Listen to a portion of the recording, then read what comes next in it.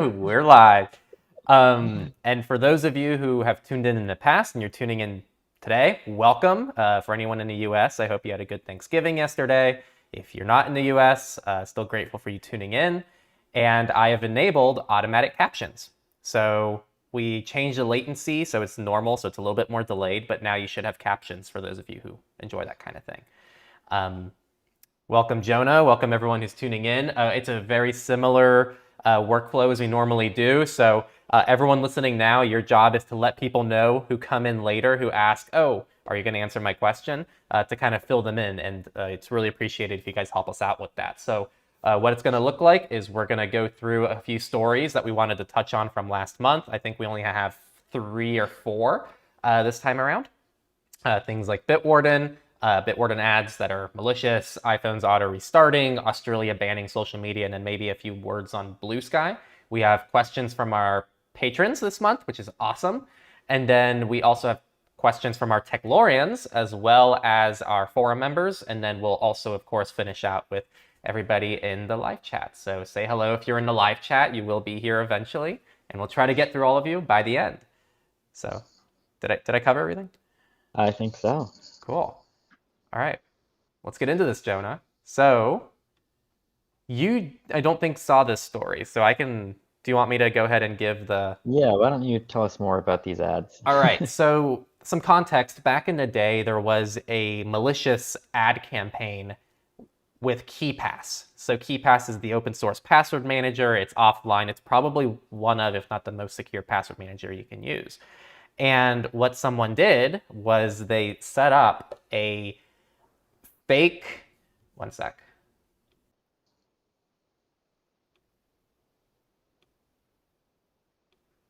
Sorry. Oh, we're back. Sorry. Oh, we're back. Okay, we're back. So as I was saying, sorry about that. My internet oddly just cut out for a second there. So KeePass is an open source offline password manager, and someone set up a malicious campaign to pretty much emulate the website. So if you looked at the Google results, there's the actual KeePass site, and then there's the sponsored ad result for KeePass. And what they use is they use Unicode tricks in the URL, so it looked like KeePass's official website. But when you clicked it, you couldn't tell a difference. It looked like the regular site, and then when you downloaded it, it was a malicious version of KeePass that would steal people's passwords.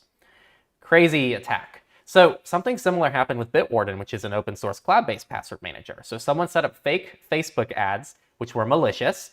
Unlike the KeePass one, though, this one is not as well done because this one doesn't take you to like the official Google Chrome extension page and try to make it seem that way. They had a download on their Google Drive account, so no one downloads extensions through a Google Drive account. So there were a lot of red flags, but either way, I'm sure a lot of people fell for this, and it was malicious, and I think it was tracking people within their browser and all the passwords they put into their browser. So at least on my end, I wanted to share this. It screws us over because a source of revenue for us at Techlore is ads, and I also have ethical concerns about blocking ads myself because that's how a lot of creators, not even myself, like creators I watch, that's how they make their money. But from a security perspective, there really is no way at this point to not recommend ad blockers because they are more than just a nuisance tool. They're an actual privacy and security tool. And this is one more example of ads being abused because it's a whole platform you have to trust, which I don't think companies care too much about moderating. So that's the story. I don't know if you have more thoughts on No. that. Well, it's just interesting to me that like to target Bitwarden users, you would choose to use Facebook. I don't know if like Facebook is the prime demographic for people who are using Bitwarden, but you know. Maybe it's just the platform that allowed them to run the ads. That's probably it, yeah. Yeah, Facebook is notoriously just bad about this stuff. But it's happened to Google. There's been malicious ads on most platforms at this point that I've been able to find. So yeah. Yeah, it's just a widespread problem and got to keep an eye out. Yeah. So something I said on surveillance report, it's not something I stick to hardcore. I think this would be very hardcore, but it's an idea. When I log into websites and I'm not already logged in, I try to click the links in my password manager already. Hmm. And it's a small little phishing protection idea because then you just have to trust you're on the correct website when you register or log in for the first time. You save the URL into your password manager, and then that's from now on kind of your trusted place to log into everything instead of having to trust your search engine every time or trust clicking a random ad or something like that. Um, so yeah, that's kind of my takeaway from that story. I don't know if you have a different That's takeaway. another advantage to using like the autofill feature on your password manager. Some people will recommend for or against that. There's pros and cons to all these approaches, I think. But it's nice that like, if you try to log into a website and your password manager autofill doesn't autofill it or show you the option to choose that website, that's a good sign that you're maybe being phished. So That's a good one too. Also, YubiKeys. If you can set up YubiKeys for your 2FA, that'd be really solid as well. Yeah, yeah. all good stuff. All right, the next story we wanted to touch on. This one was really interesting. I don't know if you wanted to tackle that. Yeah, yeah. So there was this story about how iPhones now apparently auto restart after a certain amount of time to kind of block access to encrypted data. I think this was originally reported by 404 Media, which is a great news outlet for privacy and security. Um, and basically, they were receiving reports from like law enforcement agencies that phones that they had sitting around waiting to be, you know, cloned or whatever with gray key or whatever special equipment they have were locking themselves after like I think it was 4 days of inactivity. So and it turned out that it wasn't a bug; it was actually a new feature that Apple didn't really talk about, but they added to iOS 18.1. So now after it's either 3 or 4 days, I don't remember for sure, of inactivity, basically your iPhone will reboot to bring itself to a before first unlock state, which is kind of like I mean you'd have to know like more about how phone encryption and that kind of stuff works, but basically the state that your phone is in before you've unlocked it for the first time is pretty much the most secure state that your phone can be in, and it's the hardest to get any information out of for companies like Graykey, etc., that do this kind of stuff. So it's basically a security feature to make sure that if you lose your phone or if your phone falls into the wrong hands for whatever reason, after a certain amount of time, your data is a lot more secure and unrecoverable than it normally would be if it was just powered on, even when it's locked. Because after you unlock your phone for the first time, some of that security is reduced. It's kind of a shame to me, I would say, because I've wanted to be able to do this on the iPhone for a while. You still can't like schedule this or like manually change the timeout from either 3 or 4 days to like overnight or something. Because it'd be nice if you could use shortcuts to automatically reboot your phone, or if you could like lower it to 24 hours or something. But it's still a neat security feature, and it's a good step in the right direction. Yeah, I know a lot of people praise this, and it was a really good step in the right direction, like you said, for Apple. It's weird they didn't do any announcements. My guess is they didn't want too much coverage of the feature, because that Yeah. would, I don't know, a lot of the coverage for this was in the context of law enforcement taking phones, which is always a sensitive topic. Of course, there are still a lot of digital rights that need to be protected because a lot of times when phones are confiscated and kept and cracked into, there is no court order or judge that actually authorizes that action. Law enforcement just kind of does it, and people have very little recourse. People have more recourse with the data and information in their homes than something like their phone with the digital landscape the way it is today. So that is the context, but that is definitely a hot topic because a lot of people go, well, you shouldn't have to care if you're not doing anything illegal, but there are still issues with not having those basic digital rights in place. I think the better example to share with people is if your phone gets stolen by a thief. I mean, it's something that's applicable to more people. It's something that a thief could do. There are devices that they could buy at still a pretty low cost that can still crack into some of these phones. So I think that that's just another plus for this as well, is being able to Hmm. lock criminals and people who might steal your phones out of your phone. But yeah, it's really cool. It's weird that people were originally saying when this came out that people didn't know how this worked until they reverse engineered the feature. But they originally thought it had something to do with cellular. They were like, oh, if the phone is cut off from cell connections for X amount of time, then they auto reboot the phone. Hmm. But it turns out it's not even that. It's just a strict like auto reboot after several days of inactivity. So yeah, that's those are all my thoughts I had on that. Yeah. That's cool stuff. It's good to see like this kind of behind the scenes security stuff work its way into consumer products because it's something that most people would never think about. And it's probably why Apple never announced it either, because I think most people won't even care. Similar to like lockdown mode, for example, like it's not a heavily advertised feature. But the fact that people are thinking about this kind of stuff and adding it to consumer products and kind of normalizing all of this stuff is awesome. Yeah, I agree. Do you think that this was a response to anything? Do you think it was just a step? Do you think they had this plan for a while and they're like, oh, we finally rolled out the feature, kind of like a typical Apple update? Do you think that this just was Uh, so unprompted? I think Apple has been in the news for a while trying to like take on these companies like Celebrite and the other companies that work on like these iPhone exploits and stuff. They've been involved in lawsuits, and I think didn't they might have. Man, I cannot remember. I can't keep track of all these stories anymore. I feel like they dropped a lawsuit or something against Celebrite or a similar company that was working on these exploits. But I think this is kind of like even though I think they've dropped some issues or they can't like go after some of these companies directly, they can still do whatever they can to kind of uh, protect their users against uh, those tools because at the end of the day, like no matter um, who it's being used by, even if it's being used by in a criminal investigation legitimately for whatever reason, like there's always a ton of news stories about how the police could break into this phone because of X, Y, and Z tool, and it's still bad press for Apple, whose like main thing is security Mm-hmm. because the people who really need security know and read these news stories and know that like even though it was used for a legitimate criminal investigation, maybe you're the CEO of a big company, you know that it could also be used as a targeted attack against you to get access to your accounts or whatever, and by criminals because these tools are so readily available. And so you might distrust Apple based on those news stories and go with something else. So Apple doesn't want any of these stories coming out about how people can break into iPhones, no matter who's doing the breaking in or what they're doing it for, you know? Right. Yeah, no, I think that's a good take. I think what's frustrating for me with Apple is the fights they choose to pick.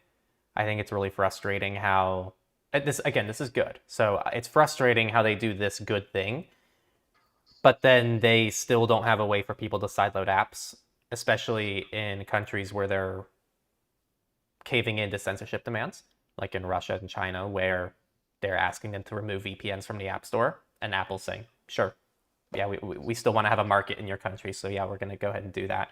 So I think it's kind Mm-hmm. of interesting what fights they choose to pick, and I wish that there was a little bit more consistency across the board. That's my Yeah. nitpick, but I think this story in itself is a good one. Um, the next story just dropped yesterday, 2 days ago. And it's a big one because I don't think anyone's actually done this yet, as far as I know. Correct me if I'm wrong, but I think this is the first major country to actually pass something like this, despite everyone kind of saying they want to do it. Australia has banned social media for people under 16, and it was approved by Parliament. And so this will take effect in the next 12 months, I think. So companies have 12 months to figure out how to do this, or else they're going to be fined a crazy amount of money if they don't comply. So, loose thoughts. I don't think anyone actually knows what this is going to look like. We've never seen a bill like this before. I don't think most of these big tech companies have the exact onboarding and the exact infrastructure required to facilitate this at the moment. Even though they do, I think they can. A lot of these services already KYC their users in certain contexts, so they could definitely shift that away and just make that a default for most people. So they have the tools available, but it's not built and ready to go as of right now. But no one really knows what this looks like. I know Jonah mentioned a lot of people on Mastodon believe this is a complete KYC of the platforms. It's the only way to do it, and maybe that's true.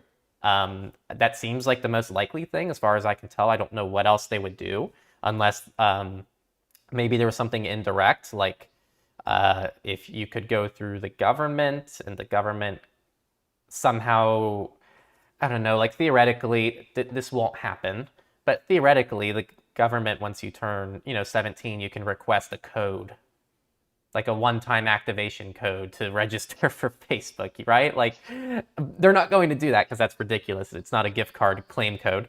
But I just don't know what this is going to look like. So I guess I wanted to bring this up to get people's thoughts and also to just bring it up and put it on people's radar, I guess. But I'm really, this happened yesterday. I haven't had much time to actually think about it. Yeah, it's really fascinating. It's certainly the first like Western company or country to do this.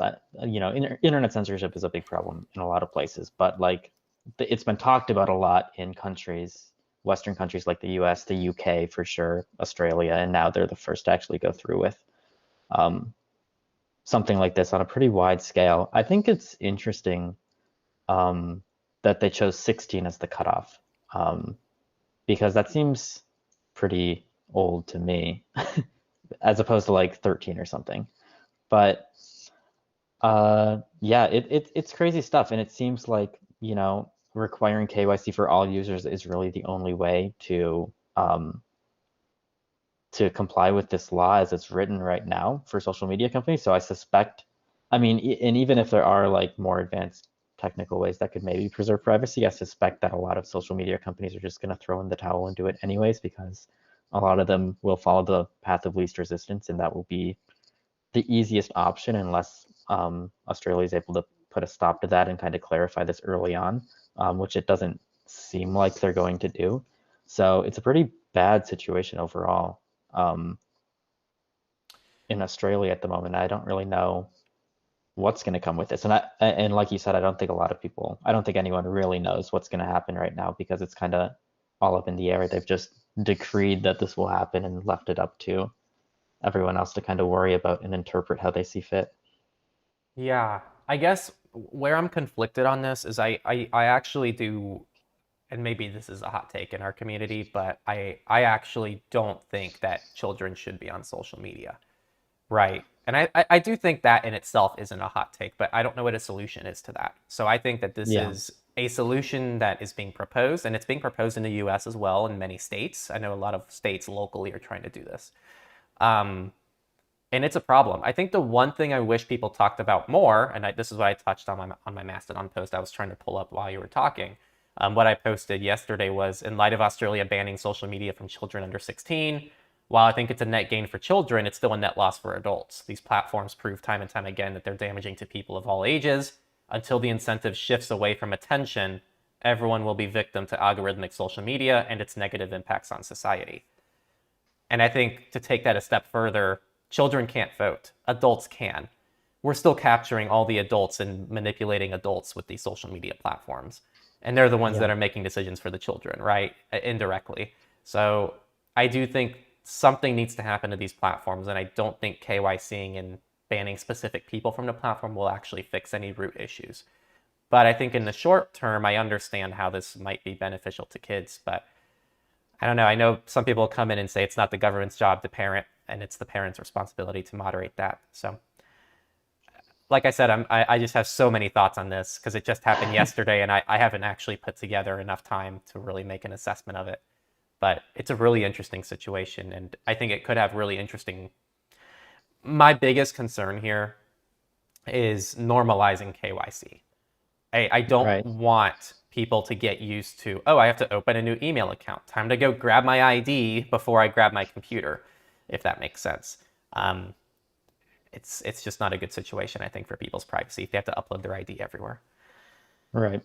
So yeah, I don't know. Sorry if I just went on a tangent there.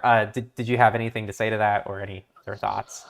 No, I agree. I mean, it's not the whole social media thing, it's not good for society overall, and something has to be done. But like exactly like you said, I don't think that this is the answer. And I don't think that, any kind of forced KYC to just to like browse the internet makes any sense at all.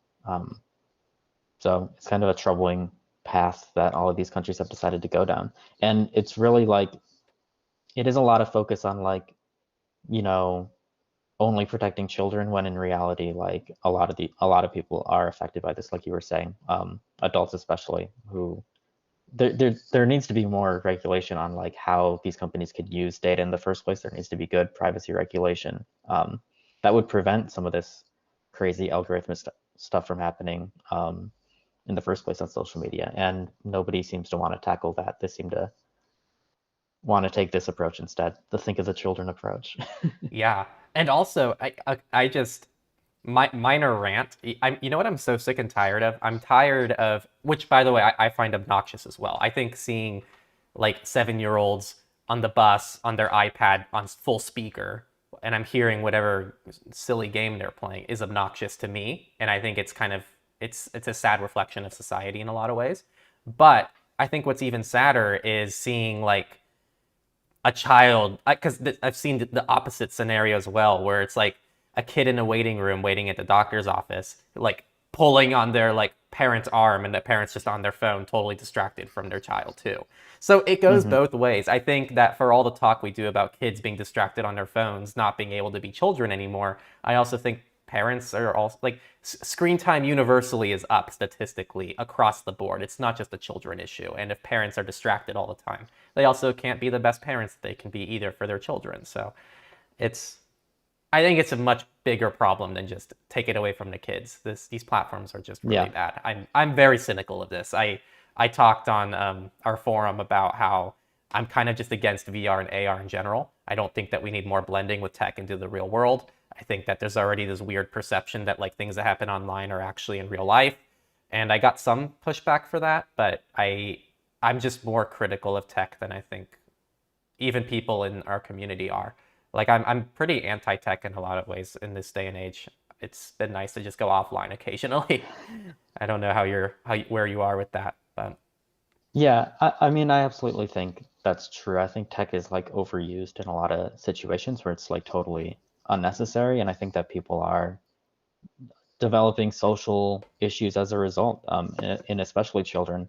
Um, at the same time, it's like y- I, I've always been a techie person. I don't think that all tech is inherently bad, and especially like to me, this 16-year-old cutoff seems a little crazy to me because like if I think about should a 16-year-old who's interested in privacy, for example, should they be allowed to be on the Techlore forum?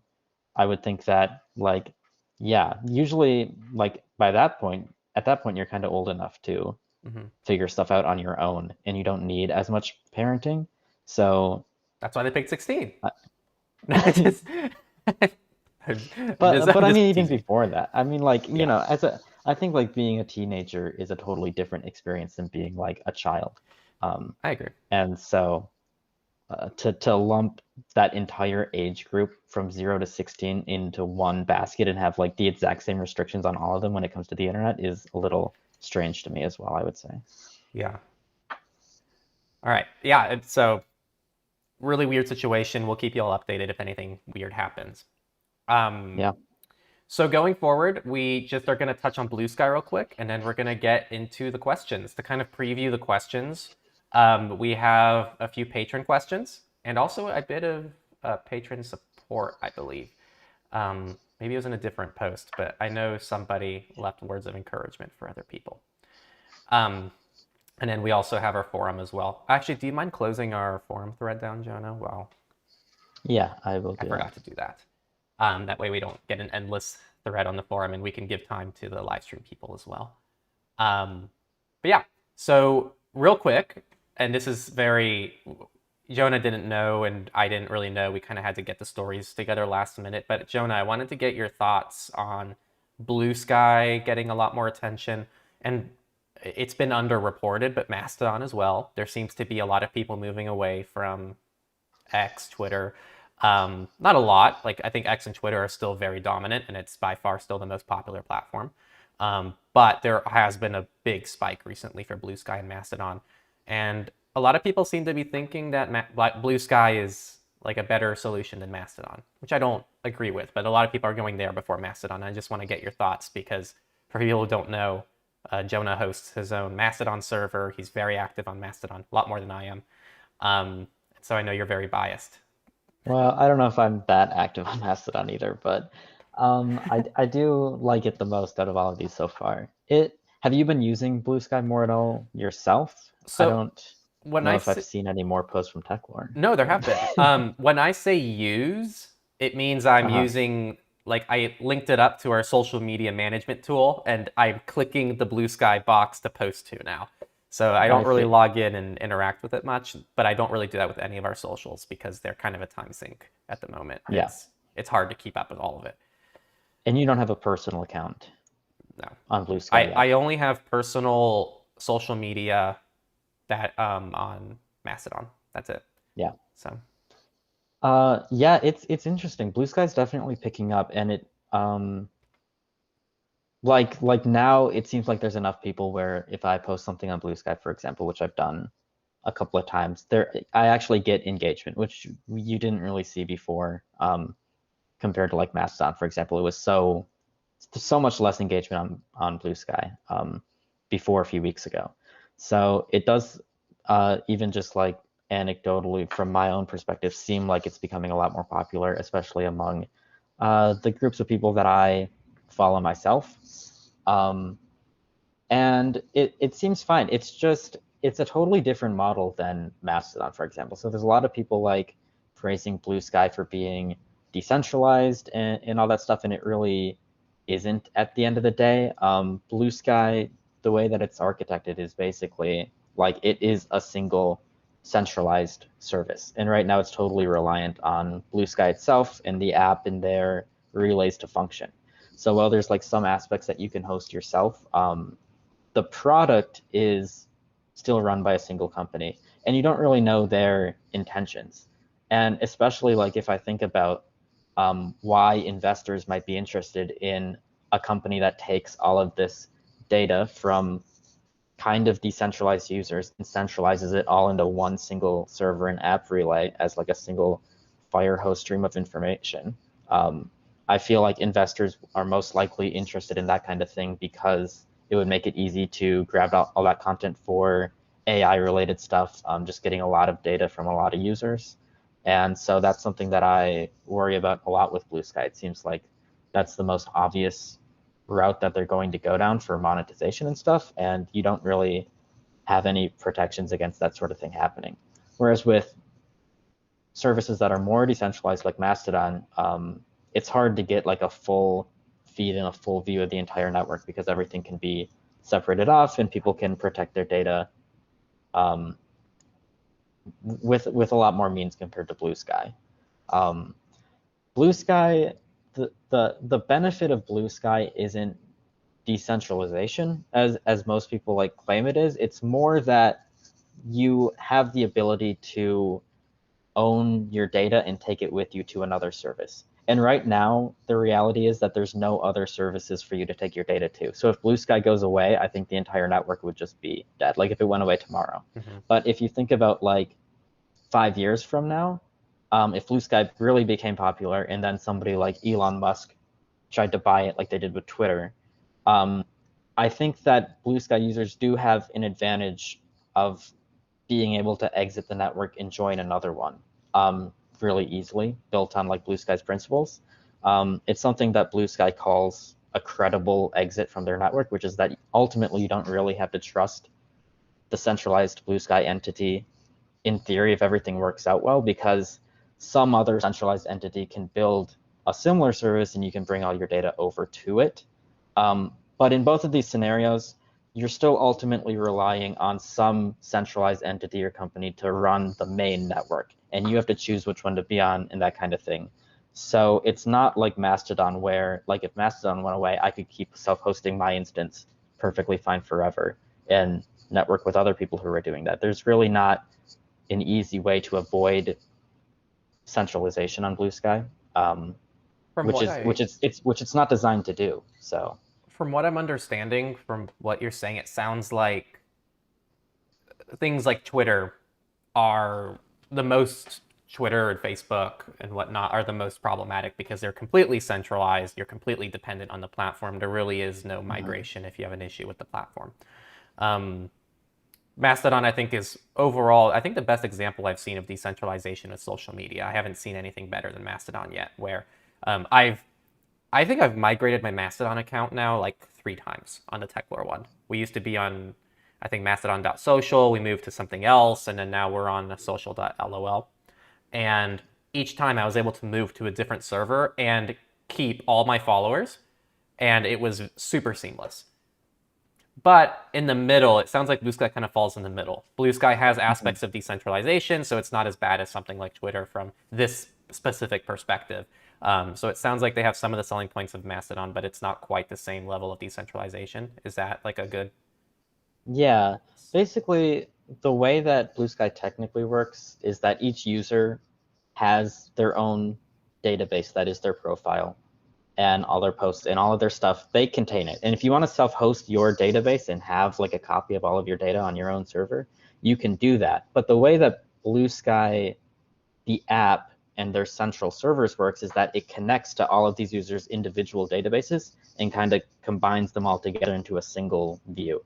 Got it. So you're reliant on that single server if you want to do any interactions. It's the database that you have is literally just like a copy of your data that you can take to another service if you want, but you have to take it between these already established large centralized relays, basically. And they're really resource intensive to run, so it's not feasible if you want to like completely self-host everything about Blue Sky. It's not really economically feasible to do so for most people. You're going to be reliant on some centralized single social media company to do pretty much anything on Blue Sky. Got The it. only advantage that Blue Sky has is that if that company turns out to be bad, another company could easily pop up and try and take over, and then users can basically vote with their profiles which one they want to support. So Got it. you don't necessarily run into the Twitter like situation, but it's not like if no company if Blue Sky failed, for example, and no other company took up the mantle to try and create an alternative, it would basically be dead because there's no way for like a self-hoster to really create a viable alternative on their own, like you could with Mastodon, for example. Mastodon isn't reliant on any central server. Um, like my Mastodon instance will work forever, no matter what happens to all the other ones, basically, Got it. if that's what I want. No, So that makes a lot of sense. No, I think that's educational, and I hope people. I'm still trying to figure out Blue Sky. I think everyone kind of is, so I think that basic explanation really helps. Let's go ahead and dive into the questions. Um, yeah, so I want to start with our patrons, and we don't normally get a lot of questions from our patrons. They normally leave it on the forum, and so it was really cool to see more questions on Patreon this time around. So the first question is from Clark, and it was the encouragement. He just wants to encourage people to get started on the privacy journey. While important to do it right, don't let a desire to implement optimal practices or perfect services paralyze you. Any step towards privacy is better than no step. Don't be perfect. Don't let perfect be the enemy of good enough. And I think it's overall like really good advice because that's something we both see. There's a lot of analysis paralysis. There's a lot of people who are trying, and I think it's good, right? Like I have this issue as well where I want to know and understand every step of the process before I even take the first step. I think people who are planners, people who are really good about this kind of stuff, all fall into this bucket. But I also have the issue of sometimes just not starting, and the delay actually can kind of cost me a lot of short-term benefits as well as even long-term benefits. Because sometimes I'll miss out on just getting started, and there's already, like a massive amount of benefit that you get right away. So it's good advice, and I think I really appreciate hearing that. And it's always good to relay that message because I see it a lot, especially with like the coaching I do with people. A lot of people will be like, "Well, I don't want to do this because then I have to do this other thing," and it's like, no, just get started. This is a massive improvement. Just because it's not perfect, you can still add the final thing later. So it's a good reminder. yeah. Configuration said, wondering, what would you like to see in the future that Proton should improve upon with their ecosystem? I personally would love to see Contacts become its own dedicated product with its own web, mobile, and desktop apps, and also have Calendar updated more often and give its own separate desktop app for every OS. I'll let you start. I mean, that would be a nice feature, first of all, if contacts, especially if contacts could integrate with Yeah, the system somehow, like like some sort Tudo. of bridge situation, Yeah, because yeah, a lot of apps, a lot of like non-Proton apps rely on my contacts, and I don't have a great way to sync them at the moment. So having that encrypted on the server side would be cool. What I'd really want to see from Proton, well, the feature that I probably want the most is a pretty niche feature, I think. So it's probably not what most people want, but I really want shared mailboxes. If I had like multiple users in a organization and I had like a support mailbox, for example, I would love to have something like that basically. Right now, they have some new like shared list functionality, but it basically like you can set up an alias that forwards to multiple inboxes, but it's not the same as having like a single shared inbox Yeah. that you can access in the same account as your personal one or whatever. So that would be nice. If Proton is listening, please consider doing that. Yeah, we had this issue back when we had our previous team members. We had someone who was managing our support inbox, and the Techlore support inbox was just linked to my account on Proton. And so I was like, oh crap, how do I let someone else access it without getting access to my emails? And so what I had to do is I had to pretty much set up a new account, right? A new Proton account, which then oh my God. Oh, okay. So the reaction only showed on your end because I'm using two different cameras, and apparently it's disabled on the Oh. live stream. So only you saw that, Jonah. So no one else saw the balloons on my screen. Um, but what was I saying? You had to set up a separate account for the Yes. support email. Yeah, I had to set up a separate account, and we just had to share the creds, and that's how we had to access it. But I got tired because Proton's account management is also really poor, right? Like it's Yeah. hard to be logged into multiple Proton accounts, and it takes a long time to switch them. It's easier to set up browser profiles and just stay logged in separately than actually Yeah. dealing with Proton's account switching. So I ended up, our workflow was anything that I needed to get back to was then forwarded to me from the support email instead of me directly responding from there. It was a nightmare of a workflow, and this new lists thing they have doesn't really fix that problem. So I agree, it's a great feature, and I wish they had it because it's something I've dealt with, and it's just a common sense feature I think for businesses because Yeah. every business probably has a support email, and they don't just have probably one person getting back to everything. So um, on a similar note, this is also kind of a business thing, but I think definitely more of a personal usage thing is email templates. You have no idea how tired I am of, because we get the same emails every day, right? Like a lot of people, and again, like I wish we could, but a lot of people reach out and they go, hey, I have this question. Like, I saw this video, you said this, but I didn't understand what you meant. And we just don't have the capacity and bandwidth to respond to all those emails. And that's why we try to set up the forum and everything to keep things so that the community can kind of help out and that we can centralize like how we can help out people a little bit more. But I have email templates set up to just like, hey, I'm really sorry, we don't have time. Here's why, and here's like the resources to help you answer your question, and hopefully you can get it answered there. But I have to open up my text editor every time where I have these saved and copy and paste things instead of just clicking a drop down and clicking respond with email template A. And Tuda actually has this feature, and it's just not a hard feature to implement whatsoever. I think it's like no different than implementing a signature, right? Like just a Yeah. default signature into the email. So yeah, those are my top two. And I gotta say, Proton Pass just keeps kicking butt because they recently added support for having multiple user accounts in their clients, I think, which was not something they did before, which was my big complaint. And they now have a light mode, which also follows system theme. So it has like an appearance system theme. So Proton Pass continually like listens to its users and delivers. And I just think Proton Pass is kicking ass.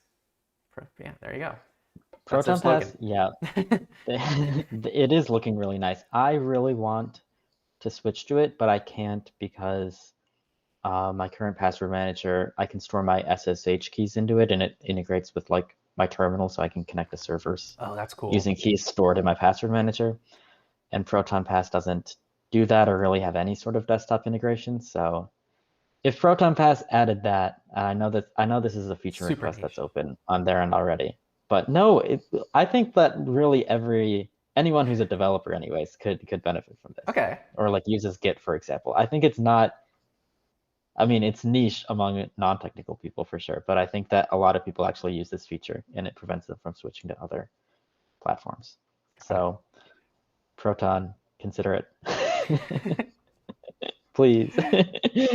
Yeah. And I think on a more meta level, I just, they kind of alluded to this, but they wish that there was like more consistent desktop apps. And to this day, I still feel that way. I think there's a lot of just Yeah. inconsistencies with the suite, which we can spend 20 minutes diving into if we really wanted to. But I think like the big things for me day to day, and I'm also saying a lot of things that they've already announced they want to do. Like I know they already said Proton Calendar for iOS is awful, and not awful, but I want to say Andy Yen on Seth's podcast straight up said, yeah, Proton Calendar for iOS. He either said it like, has a lot of work to do, or he very heavily implied it wasn't great. So I don't need to keep beating that one.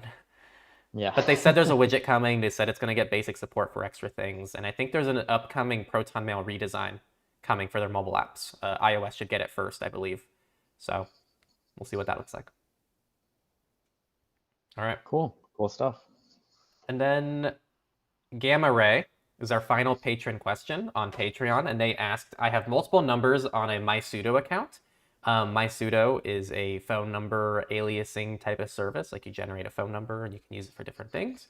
And they said that they've had it for several months to a year, and they received 2 messages recently. One was a voicemail and one was a text from 2 different people on 2 different MySudo numbers. These messages arrived within the same week, and both individuals said that they had received a recent missed call from each MySudo number. They did not contact these individuals. They don't even make phone calls with these numbers. Are there any possible explanations for this? First off, I've never had this happen, nor have I heard of it. So this is the first time I'm hearing about it. And I don't, unless these could be some kind of, because I know MySudo has its own messaging network. So you generate these numbers and you can use them for SMS and standard phone calls. But they also have their own ability to like end-to-end encrypted message other MySudo users. And it sounds like that's where this person is stumbling on issues. And so I don't know what that would be, but I would definitely contact support to see if there's any clarification they can provide there, unless Jonah has any ideas. No, I mean, you could definitely contact support. When I hear about like getting a voicemail or a text from an unknown number, I immediately just think that it's some sort of spam bot, because I think that's what most unwanted calls are these days, and I think that it could just be random. Especially like, I don't know what your 2 numbers are, but if they're similar numbers, like the same area code or the same prefix, for example, it could just be a bot spamming every single number under that area code looking for a response or something. And I don't know like what the scam would be in this case, but I mean, in some of these cases, people are just looking to see like what phone numbers are active, and if they get a response, or if you call them back or something, then they'll know, hey, a human is on the other end of this number, and they can use it for future spam targeting or that kind of stuff. So it's the kind of thing where like I just ignore all unknown numbers and all that stuff on my thing, and I just don't pay any attention to that, because it's becoming more and more prevalent for whatever reason lately, and there's not much you can really do about it. Yeah, I think it's not hard to like auto dial every single number in a area, right? Yeah. And I think it's just good advice broadly. Like, there's very, very, very few situations where responding to a text or a phone call from someone who, like, you don't know who they are whatsoever will ever lead to anything good. So it's just good general advice, I think, because a lot of them are, at this point, scams as well. I think that was it from patrons.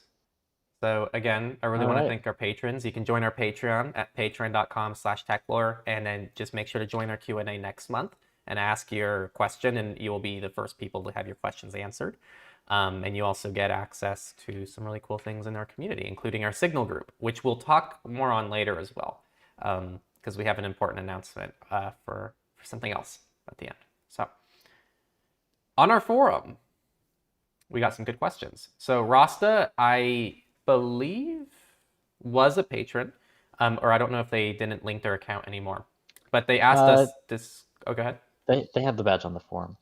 It's just not their title. So. Oh. So they are. Oh, so they're a patron? Oh, yeah, they do. Well, look at that. Click their profile. Beautiful. Yeah. They asked this from the Signal group, and I asked them to publish it on the forum. So you guys know the joke about using the $5 wrench to bypass encryption and digital security. For those who haven't heard this, there's a common meme where pretty much someone is like, oh, I got 4096-bit encryption and I got my 613 character password. No one can ever break into me. And then like they show, I think, 2 guys in a van with a wrench, and they just like beat the password out of the person. And that's all it takes. So they're referring to this and they say, expanding on this, do you have any advice or resources for physical security around the house? I know the threat model of a home invasion or anything is a bit extreme, but some people do have it. I don't know if that's something you want to start with. I don't really have any specific thoughts. This is something that I've been looking into a lot lately because I am considering buying a house and moving out of this apartment that I'm living in right now at some point. So it's something that I also have to look into personally, but I haven't decided what I'm gonna do yet, so I can't really give advice for other people quite yet. But maybe sometime I'll post about it, or we can talk about it in the future. Yeah, I think it could be a good talk, and it's we have been doing a lot more content on like more physical type security. I know I had Jonathan Steele on, and I had Hmm. Dallas from Privacy Posts to talk more about address privacy and home address privacy and how to kind of protect that, what's legal, what's not legal, and how to approach it by the books, but also keep yourself safe. So I'll start by saying right away, I think in terms of targeted attacks, keeping where you live as private as you can is already a good step to at least prevent a targeted attack. But for most people, the main threat of a home invasion is just someone going around and they see something interesting and they pick out your home. Yeah. And if that's your main risk, just having better security than the average person is already a big deterrence. So that's where I don't know. I'm really mixed on alarm systems. Actually, I don't know how effective they really are. But just having basic things like cameras, ideally having at least some self-defense weapon for yourself. I don't think it needs to be a gun, but it can be if that's your preference. Just having anything at home to protect yourself in a bad situation, having protocols in place, and having like emergency phone numbers to call and stuff like that ready to go on your phone is all good stuff. I know some people switch out their locks to better locks. That's a pretty easy thing to do. That doesn't take much time. Um, and there's probably a lot more things I'm not thinking about right now. I know I've always kind of put like alarms on my windows that are like vibration sensitive. So yeah, I don't like windows. I gotta say, windows always just stress me out being a near window. I don't know why. Um, so yeah, there's a lot of things that we could definitely go into, but I think that probably deserves its own resource. But it's something good to think about, and as long as you think about it and you kind of know the pros and cons, kind of like the digital world, if you know like where you're good and where you're bad, that already is very informational and lets you kind of be more educated and more prepared for any situation. Hmm. So, um, yeah, oh yeah, we switch off on these. You can see these. Good advice. Yeah, I'm looking. Hold on. I have to see if there's any patrons or Techlorians Oh here. yes, thank you. Scrolling down a bit. Isn't Izzy was I think Well, I'm going based on if they have the badge next to their profile right now. So I'm down to Quantum. Backfield 3779 asked, I know Henry hasn't been too happy about the recent Brave controversy, but I'd like to hear more about your thoughts on the matter and whether it has affected the way you view Brave as a company or raised new concerns about recommending it. And they linked Yeah. to a forum post about the Brave browser promotion for $100 off the unplugged phone, um, which I think was on their like they Yep. advertised on their new tab page. I don't remember exactly. You Yeah. might know more about that though. Yeah, I can give context. So Yeah. what it's called Unplugged, right? Because I'm not even. Yeah. Yeah. So Yeah. there was a phone company called Unplugged. Some of you might have heard of it, and we can definitely touch on that a little bit more. And I'm really curious for Jonah's thoughts. But from what I can tell, Unplugged doesn't really offer anything that unique to the table in terms of like a secure phone. It has actually a lot of outdated firmware that isn't really kept up to date anymore. So on the firmware side of things, you're kind of behind on security updates. And then it has its own little OS that it runs that actually takes some code from other projects that we recommend, like Divest. And I think Divest has this antivirus that's built into Android, and they pretty much just took the code from that and they broke the license in some capacity, is what people are saying, to put that in there. But ultimately, none of that really matters. I think the point is it doesn't really do anything that you can't get from other free options. And it's very expensive. And I know a lot of people have issues with like the CEO and whatnot. So I'm not even saying it's a bad product. It's just kind of an unnecessary product in an already saturated space that has a lot of good options as is right now. And then Brave, what they did, which I guess is the controversy, is they did a promotion with them to give, and they pretty much said it like Brave users get $100 off this phone for Black Friday, and they are doing that because the phone comes with Brave out of the box, I believe. So it's not a huge controversy. It's not like a, it's not the end of the world. It's nothing that really, I think, makes Brave any less trustworthy in the privacy and security side of things. I just really think that it makes me lose trust in Brave and like what they suggest to users and what they do. Because, and I talked about this a lot on the forum, not a lot actually, I just left a quick comment, which is I kind of lose a little bit of trust in Brave over this. And then someone kind of was like, well, why? And I touched on why, which is this is not a trustworthy company by default. If Brave partners with the Tor project, Brave doesn't need to do a whole blog post explaining why they partnered with the Tor project. They can, and I think that's good, but it's kind of a given because Tor is already an established safe person in the industry. This phone company is not. There's actually a lot of questions around them. There have been questions around them. So when Brave does a promotion with this, whether or not they mean to, they're still promoting the company and they're promoting the use of the phone.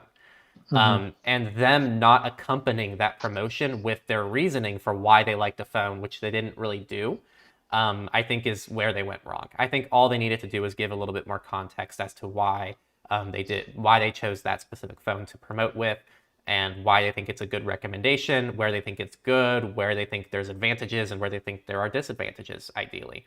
So I think they just weren't public enough about why. And I think if they answered those questions, then even if it's not a good thing to do, as a community, we're better equipped to like say, oh, they said this, but actually this is true. Um, those are my thoughts. Yeah, and along those lines, I also feel that Brave themselves are not in like an inherently trustworthy company that when it comes to privacy and security, for example. In my mind, I kind of bucket Brave into the same group of companies, like Apple, for example, where they make a lot of decisions that are privacy respecting, and that is a big part of their branding, for example. But I don't think that like privacy is their primary motivator behind developing their product. Like Brave pretty explicitly is in like the cryptocurrency space, and they believe that that's how they can monetize their product and make a browser that isn't reliant on search engine income like Google Chrome, for example.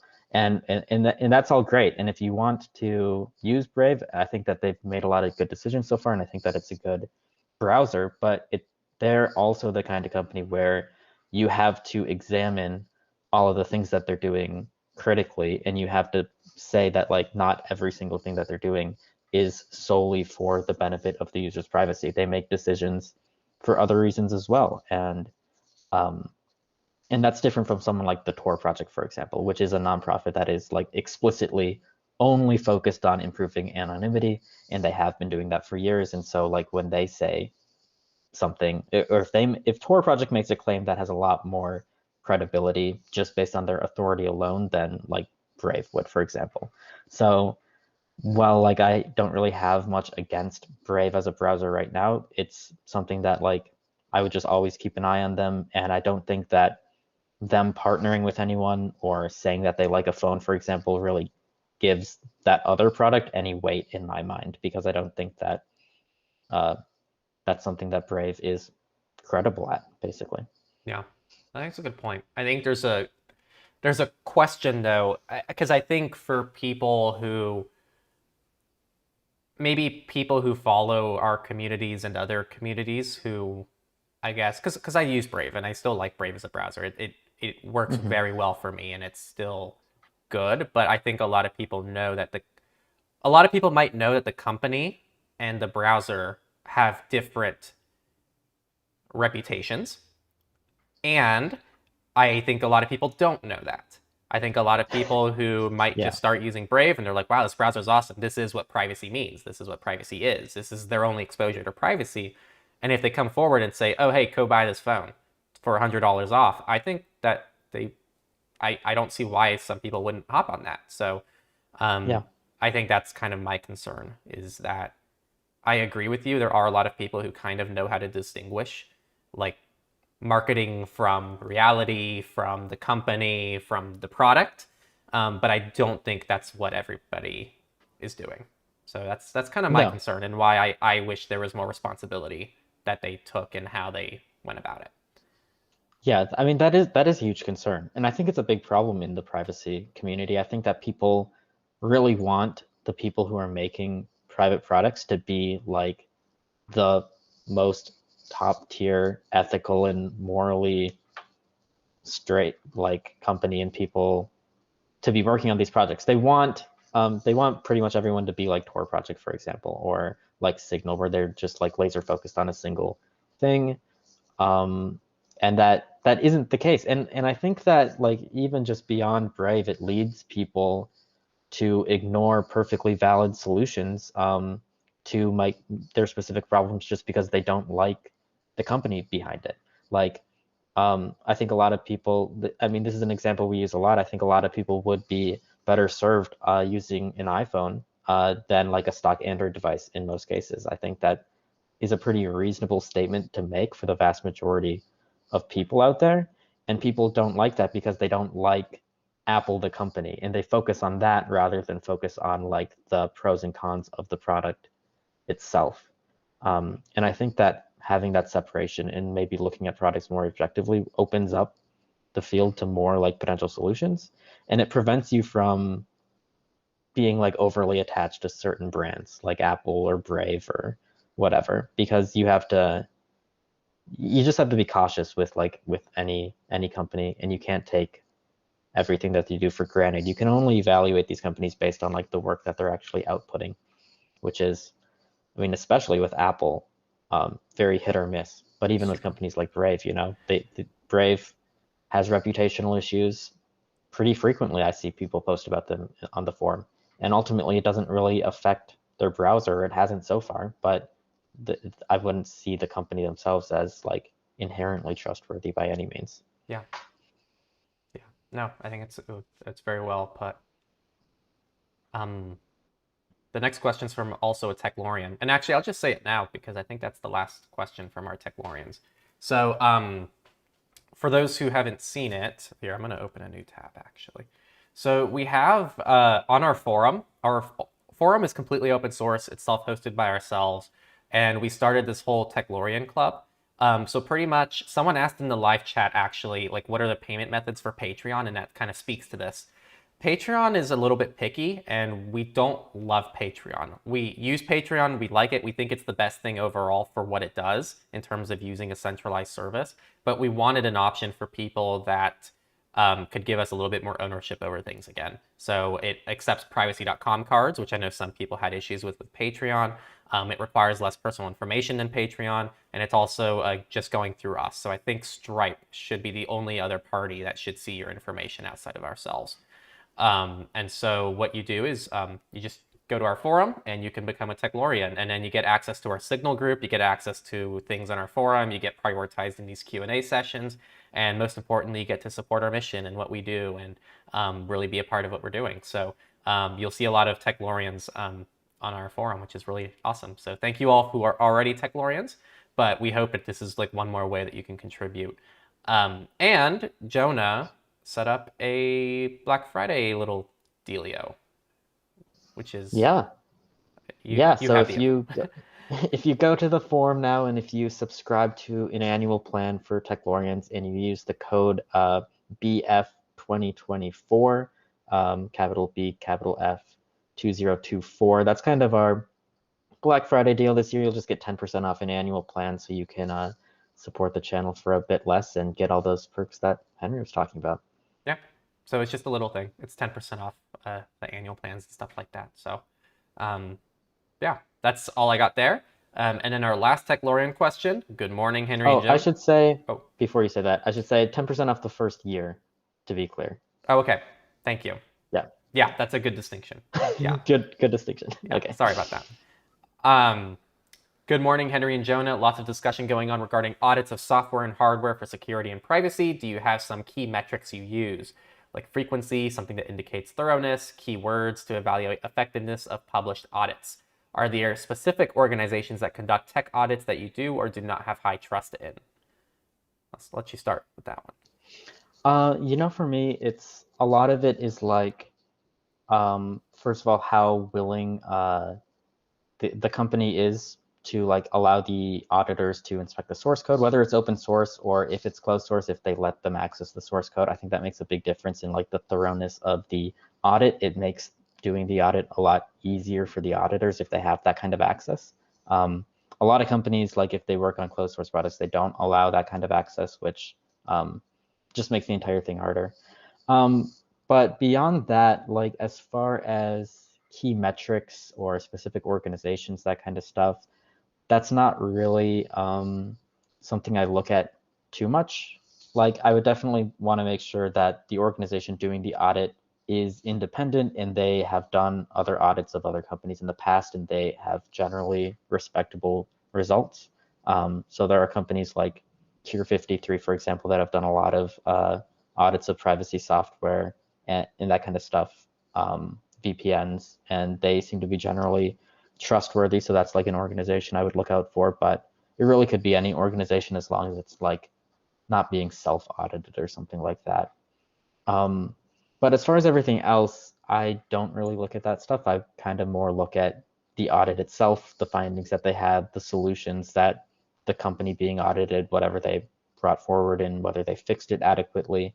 And you really just have to look at it on a case-by-case basis and make your decision based on that. There isn't really like any common stuff that I would look out for because every product and every audit is going to be different and completely different in scope, for example. So you really have to look at like what actually was audited, what problems they found, how severe they were, and then what they did to fix them, and do that for every product. Yeah, no, I agree with a lot of that. And I think the only other thing is something to be careful with audits is a lot of audits are done as a snapshot, right? Like they're just done for one version of a service. And then a lot of services will just do one audit from 5 years ago and it hasn't been audited since, but they still claim to be audited. The reality is the software that you're using on your phone 5 years later might not even be anything remotely like what was audited 5 years ago. So just keep in mind that audits are just snapshots. And for me, actually, the biggest win of an audit is that audits cost a lot of money to do. And so it means this company is putting aside resources towards doing an audit to make sure that A, they're more secure and private, and they also want to verify to their community that they're trustworthy. I think it really puts their money where their mouth is. And because you can take that money and put it towards marketing, but they actually put it towards an audit. And that is in itself some marketing, but it's mostly like trying to improve the service and make sure people are safe using it. So I think it's a really good sign when anyone is audited, regardless of how, obviously you can't just do BS audits. We don't want people just putting together BS audits and just using it as marketing. But I think in its current state, most auditing companies seem pretty trustworthy. And as long as it's from a trustworthy company, it's almost always a plus just for general trustworthiness, to know that a service is trying to really respect someone else's opinions and also get third-party feedback. There's a lot of services in the privacy community that refuse to accept third-party feedback from others. And they anytime someone says something, they go, no, you're wrong. Here's why you're wrong, because I'm correct. And I actually think that's really bad. I think that you're not going to be right 100% of the time. And so services that are willing to get that third-party feedback and then choose what they want to accept and deny are doing it the right way. And the only thing I'll say is I also do not accept non-public audits. Those are not audited services like Skiff, who their entire existence before they got shut down said they were audited. They never published their audits publicly. So either they were bad audits and they didn't want to share them, or they never did them, but we'll never know because they never published them publicly. So audits have to be public to be effective. Absolutely.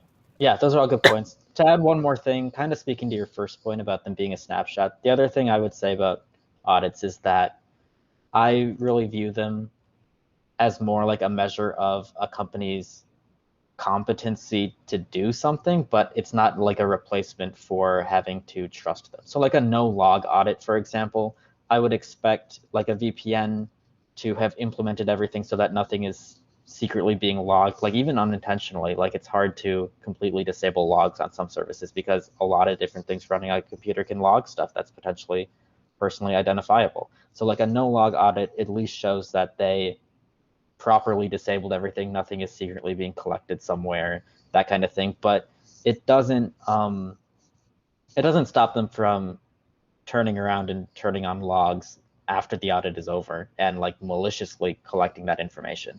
And it doesn't like stop a software developer from like adding some sort of malicious feature later that could get your personal information, even if there's no like vulnerabilities found in the software.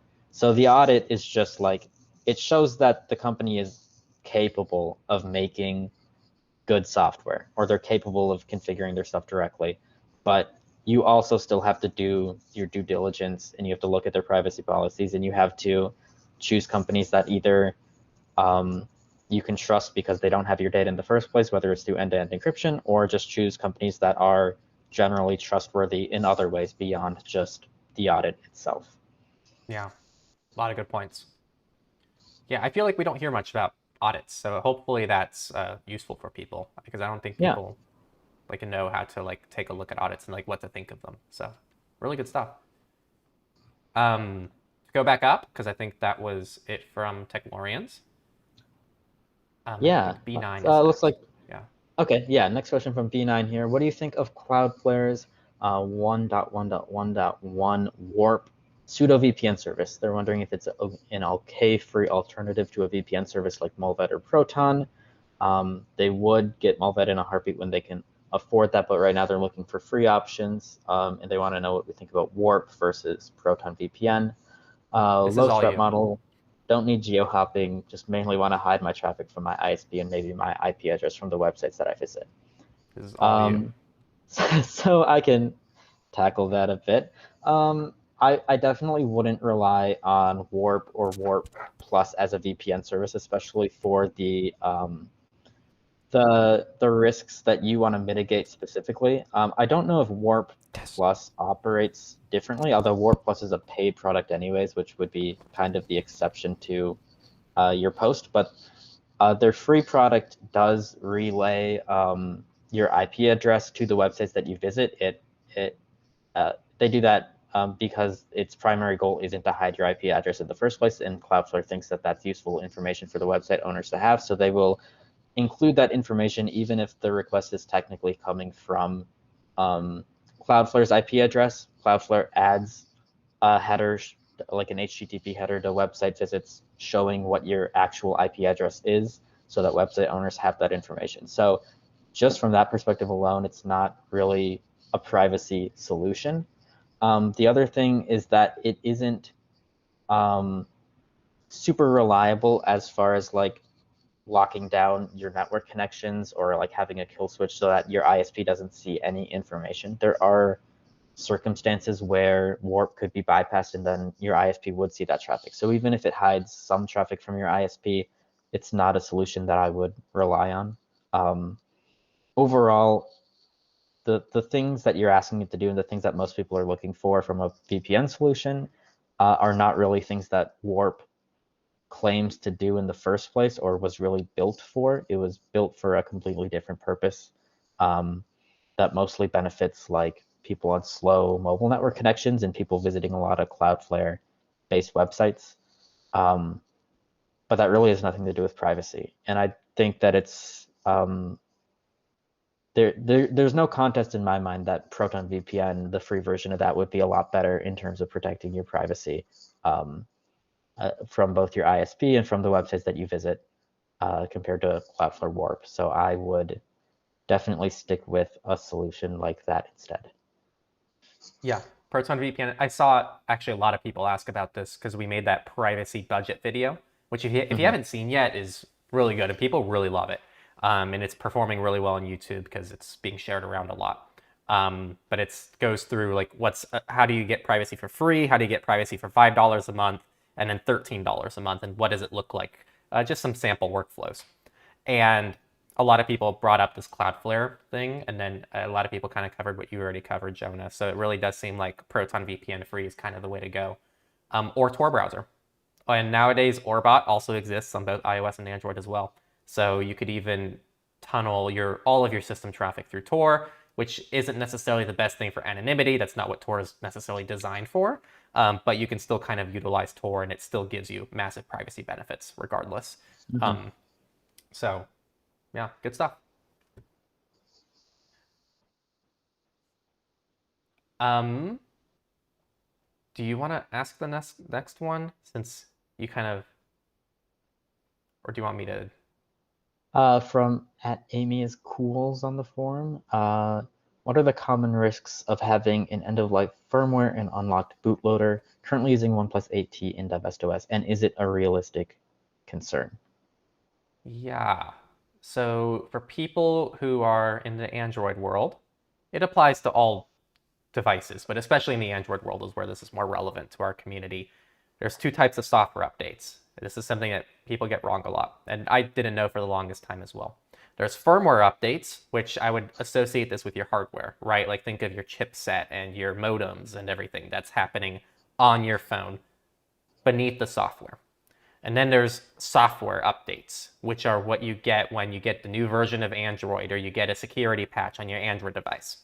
So what tends to happen is when Google drops support for a phone or Samsung or whatever Android company, it used to be 2 years back in the day. This was really bad.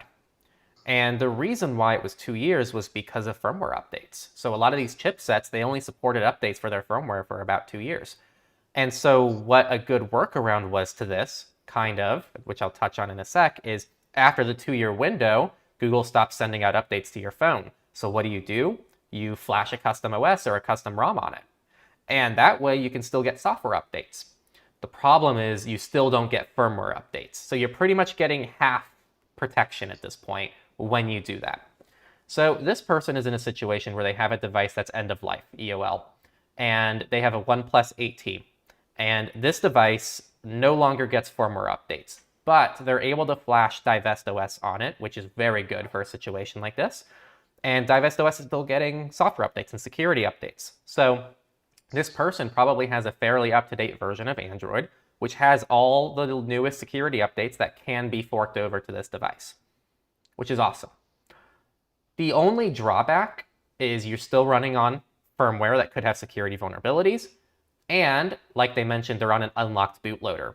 So this is a pretty common situation. It's not universal because on Pixels, for example, you should still be able to run like past end of life on a Pixel. You should still be able to flash a modern operating system and keep a locked bootloader and kind of mitigate a lot of the damage there. But in this situation, they're having to unlock their bootloader to use divestOS. So that also poses another security vulnerability because if they install malware on their phone, it's easier for it to become persistent and not pretty much wipe itself on a reboot. I think I gave all the context I needed. In terms of my thoughts, there is no winning here. At the end of the day, you're on an outdated phone and you're going to have to do the best you can.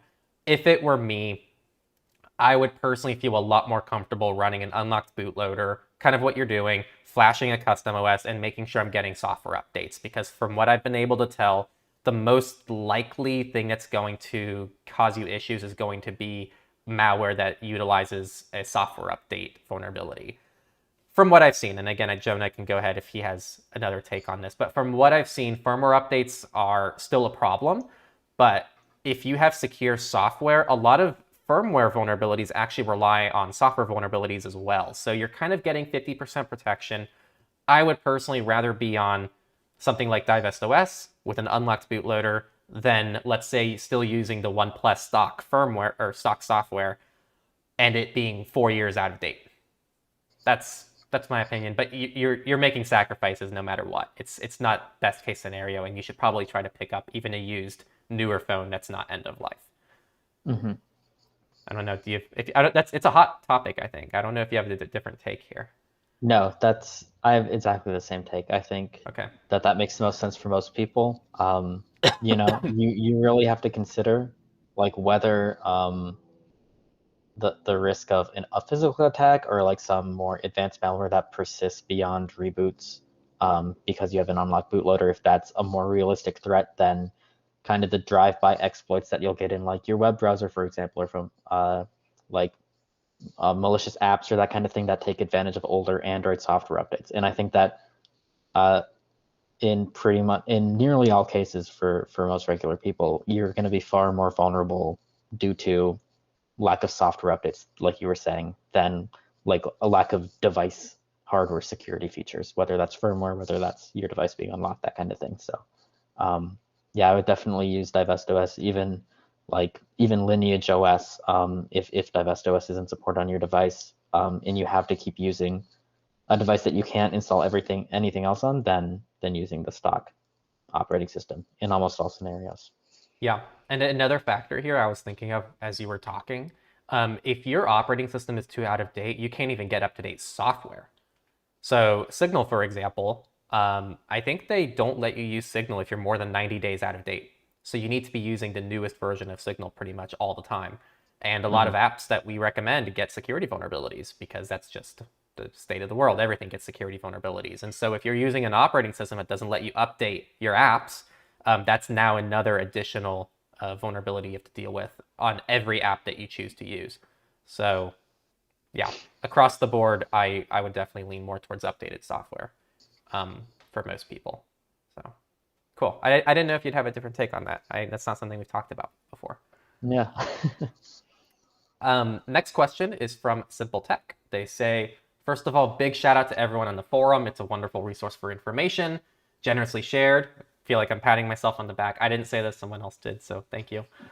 And it's really well behaved on your website, which is a testament to you and the team. Thank you. Yeah, I'm really happy with how the forum's going. I think overall Mhm. people are really like it's and you know, when I started the forum, I was like, maybe it's just the first couple months, even though I was really excited about it the first couple months and I was talking about it a lot. I'm like, I don't know if it's gonna be this nice forever. And yeah, we definitely have had more issues because there's more people, but it's still been really good. Like the quality of conversation is really good. So thank you all for like being a part of it and making that happen. And like people don't have to engage with everything, but they still choose to because they know that like when they engage, like they're helping not just other people, but I, you know, what's been happening lately too. I've Mm. been asking like because I've had questions like, oh, does Proton VPN support XYZ? I'll type it in, and in my search results, like my own forum posts come up, and I go, oh, I should have just searched my own forum, and I think that's really cool. So okay, I'm done talking about it. The question is, I'm wondering if you talk a little about ransomware and protecting oneself. Um, because someone's PC and their friend's business got caught out by it. Since surveys show that most software solutions are ineffective and they scan all your files, which have privacy concerns. Obviously, backups are important, as is staying away from pirated software. Their main strategy is to do email in a VM to limit possible contagion, since it would be the main way I'd get it. Any other ideas or input are welcomed, and thanks for the continued live streams. And of course. So I'll let you kick off. This is going to be a big one. Yeah. So ransomware, I mean, with all of this stuff, if you can add like more defense in depth, like if you can use VMs to check your email, that kind of stuff, that's all going to be a huge benefit because uh, compartmentalization and containerization is one of the best ways to kind of limit the spread of this stuff if it does affect you. And the likelihood that it affects you is actually pretty high because even if you're careful, sometimes things just slip by and it only takes one occurrence of that happening for it to quickly encrypt all of your data because that can happen really quickly. Um, but I think it also depends on like whether this is just for you personally or if it's for like a business or computers that you share, for example, because a big problem, especially in businesses with ransomware, is that they'll have like networked file servers where malware on one machine can encrypt the files on another machine, for example. And if it's just your personal computer, you don't have to worry about that as much because you can just make sure you're not sharing any of your files on the network and you just have to worry about your own security. Whereas if you have to worry about a whole network of computers, the story is obviously a little bit different. But I think like the main thing you can do is both sandboxing and compartmentalizing your stuff, like you mentioned doing in a VM, and having some remediation tools, like having backups, for example, that aren't going to be affected by ransomware. And that's another thing that you have to consider when you're considering like your backup solutions. For example, you have to make sure that the backups can't be infected as well, which really depends on the solution that you choose. But that's all good stuff. I think that's like the main strategy that you have so far, I think is probably a pretty solid solution for the most part, as long as you're also thinking about all of this other stuff that you also mentioned in your post. So I think you're on the right track. Yeah, I think defense in depth is the best way to summarize it. And that's not the term that came to mind in the moment you said it. Oh my God, no, that's exactly it. Because I would also add security updates are extremely important, Mm-hmm. especially for your operating system and your browsers and stuff like that. Um, and just a note, if VMs are too much, checking your browser and checking your emails in your browser is still a big improvement to doing it on desktop, I feel. Um, so that's already, there's a spectrum to a lot of this. And like Jonas said, network security is super important. So keeping your router and modems up to date is extremely important. And I guess it depends, like Jonas said, what kind of business you have set up. If it's just a few people, then you have a lot greater control over it. But it's going to be really hard to stop like the spread of malware across, dozens of devices from different people. So the last thing is that certain devices are simply more resistant to ransomware in general. So again, these are very specific contexts in which I recommend these tools, but I personally know privacy services that people use, and they exclusively use iPads and Chromebooks for their support desk because that's their biggest attack vector, essentially. So just for getting back to emails, they have dedicated devices that are much less prone to get ransomware, which is like Chrome OS and iPad OS, which I don't know if they've ever been successfully ransomwared before. So that would be extremely hard to do. Um, and also air-gapped machines are another kind of tool that you have accessible to you. If there's any work that you can do that's very sensitive, that doesn't need internet constantly, air-gapping machines is another valuable thing I thought of. So it's hard. It requires, and this is why cybersecurity people exist, actually, because it requires, like Jonas said, a very in-depth plan to kind of assess like what the risks are and how to deal with it. So hopefully Mm-hmm. these all gave you some ideas to play with. That's all I had. I don't know if you had any more. No, I think that pretty much covers it. Nice.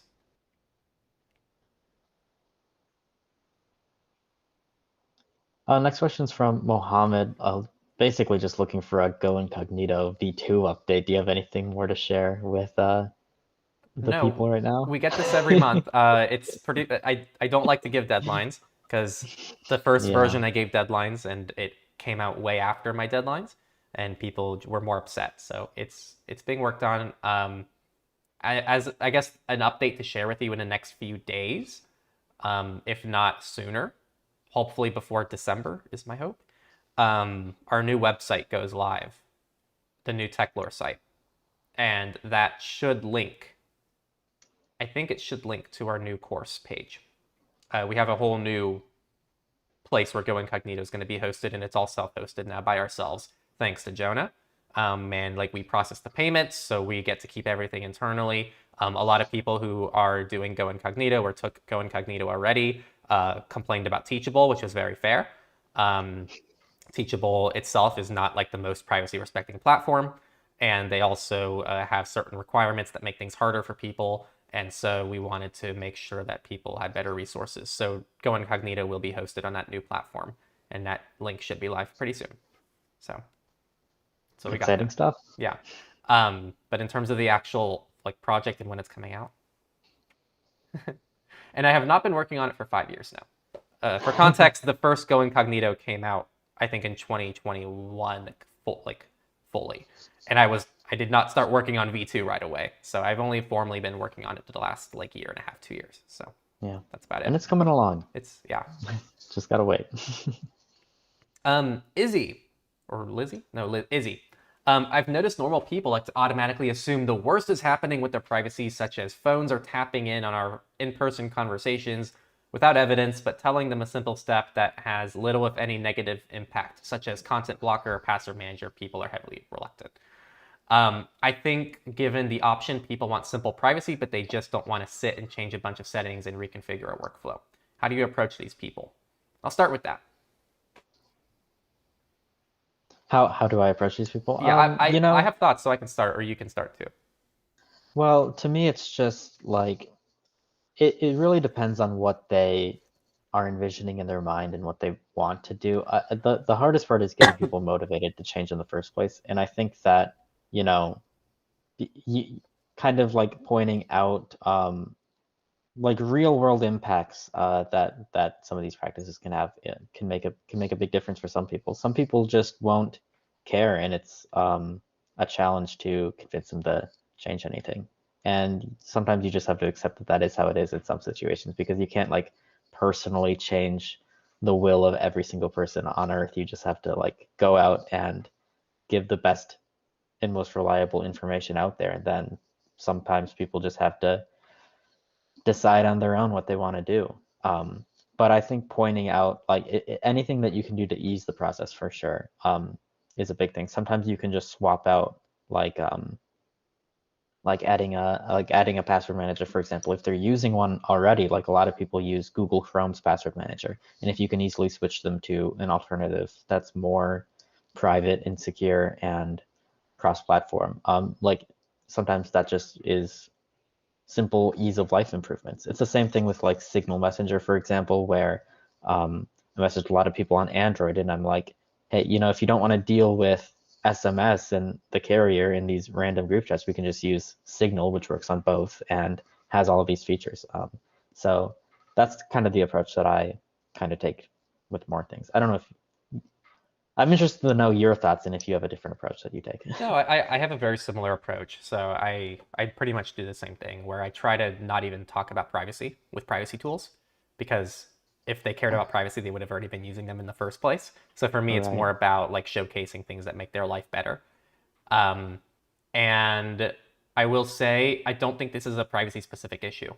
I think everyone everywhere generally wants the quick fix. They want the pill, they want the easy solution. And very few things in life actually have that. A lot of people want a pill to make them healthy, when in reality, we already know a lot of how to be healthy, but it's not easy to do. Like that, it's the same thing with privacy. Like there's a lot of good information out there that people are sharing.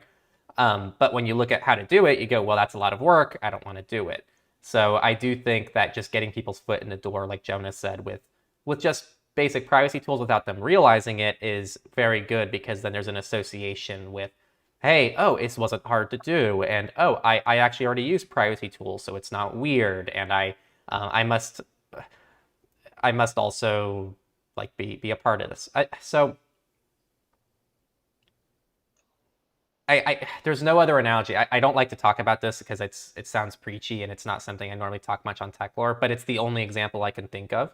I don't eat meat, and one thing that people talk about when they stop eating meat um, is like it's not meat doesn't seem weird until you stop eating it. And what I'm trying to say with that is with privacy, if you actually get someone to unintentionally use a privacy tool, it doesn't feel weird to start using more privacy tools. That's kind of where I'm trying to go with that. I can't think of any similar analogy right now, so I know it's a bit off topic for this channel, but when people use things, it makes more sense in their heads, and it's tangible. It's something they've tried, and they go, it's not weird. It applies to me. So Yeah. does that make sense, or is I just No, I mean, I think that's absolutely true, and that people like just have to use these things. And speaking to like what you were saying about how you don't talk to them about privacy at all, really, you try and convince them on other features. That's another like benefit to a lot of these privacy tools in my mind. I genuinely think that most privacy tools that I use and recommend are not better just because they're private. They're better just because they are a lot better in terms of usability than a lot of the alternatives that people are using. right? I mean, people are using like Gmail, for example, and there's ads everywhere and that kind of stuff. And that's a lot of the case for I think most products. It's a lot of ad related things that you can avoid with privacy tools, and it really makes the experience that much better when you do that. And I think people notice that even if they don't care about privacy, it's just a cleaner more functional, more minimal tool in most cases, these private alternatives, because they don't need to collect all your data and they don't need to show you ads. So it makes the user experience better overall. And I think I really believe that that's the case for the vast majority of privacy tools out there, that they're just better products inherently, regardless of privacy. Yeah, yeah, I agree. And then there's a minor little second question here. Have you ever been made fun of or accused of being paranoid by a normal person? You know, when I was doing the two phones thing, I did get a lot of drug dealer I got comments. the That was same the main. ones. Or side hoe was the main one I got. That's the main one that comes to mind for me. Yeah. No, I get the exact one. For some reason, Signal and yeah, having a second phone is very associated with drug dealing. Yeah, I know. That Yeah. was kind of surprising to me because I don't make that association in my mind, but that must be a pop culture thing because it seems like most people make that assumption immediately. Yeah, it must be pop culture. Or I don't know. See, for me, it's weird because I like in high school and I was just all my friends are just nerds. We're all nerds. And so we were never even exposed to it. Like when I found out that there were people who smoked on our high school campus in high school, I was shocked. I'm like, who? People do that? And it was like mind blowing to me. It blew my world away. And just because like all my friends are just runner orchestra nerd people, who I love them Uh, all, but we're nerds. Like let's be real. And even in the college, it's like I was like, what? There's just so many things I don't understand. Like someone's like I I feel like I barely knew what weed meant when I was in college. I just felt so sheltered from this stuff. And I feel pretty exposed to a lot of things, but like drugs was just never one of them. So that one specifically was really weird to me because I go, oh, is that? I had to like ask for a while to really understand it and what they were getting at. So that's funny. Yeah, I haven't really had it either. I never bring up privacy is when I think about it. I was renting a U-Haul because I had to do one of my moves, and I used a simple login email. And when I was checking the truck in, they verified the email, and the guy, gosh, I really hate that about simple login. Anytime someone has, oh, let me verify your email on the account, and I go, here we go. And I'm like, yes, it's the yeah. email. And because they always stop. They go, okay, I'm going to read off your email now. Uh, and then they stop for a few seconds and then they start going into it because they see the nonsense that's about to happen. And the guy was like, is that your email? And they normally ask that, is that your email? And I go, yeah, it's my email. But this U-Haul guy, he was really sweet. I was pretty much like, yeah, so I pretty much use like I generate an email for each service and they all forward to my inbox. And it's a really good way for me to like keep things separated. And if someone starts spamming me, then I know who spammed me. And the guy's mind was just blown. He was like, no, you can do that? Does it cost money? And I go, well, they have a free plan, and I think it's got 15 aliases, so you can like group them up. So maybe you could put social media in a bucket or something like that. I didn't say the word privacy once. But if uh, this guy started using simple login because of that, like I think that's a big win. And he might see on their site the first thing they talk about is privacy as well. So um, yeah, just little stories. So I haven't got the paranoid thing much because I normally never say I do things for privacy purposes. I normally find other reasons to justify like why I do what I do that make more sense yeah. to the average person. Oh yeah, I totally agree. That's really funny. I always run into the issue, especially I used to generate aliases with the company name in them, and I stopped doing that for this reason because people would get confused reading their own like FedEx in the email or something. Yeah, They, no, yeah. nobody, especially when I'm on the phone, I'm like, I don't want to have this conversation with on the phone customer support. When My email is their company name. I still do that, and I should probably change that because once you said that, I have that issue as well. And what I've gotten before was, oh, do you work for us? And I go, no, no, I'm not. I don't. Oh boy. Yeah. But yeah, I agree though. I am private about privacy personally, so I Yeah, don't no, bring it that's a up good too way of much. putting it. That's a really good way of putting it. And I relate with that heavily. Yeah. We'll move on to the next question here. At Dragonet asks, when they shop online at the moment, they're just using their debit and credit card online because most places don't take cash or crypto, and vouchers aren't available on many of the sites they use.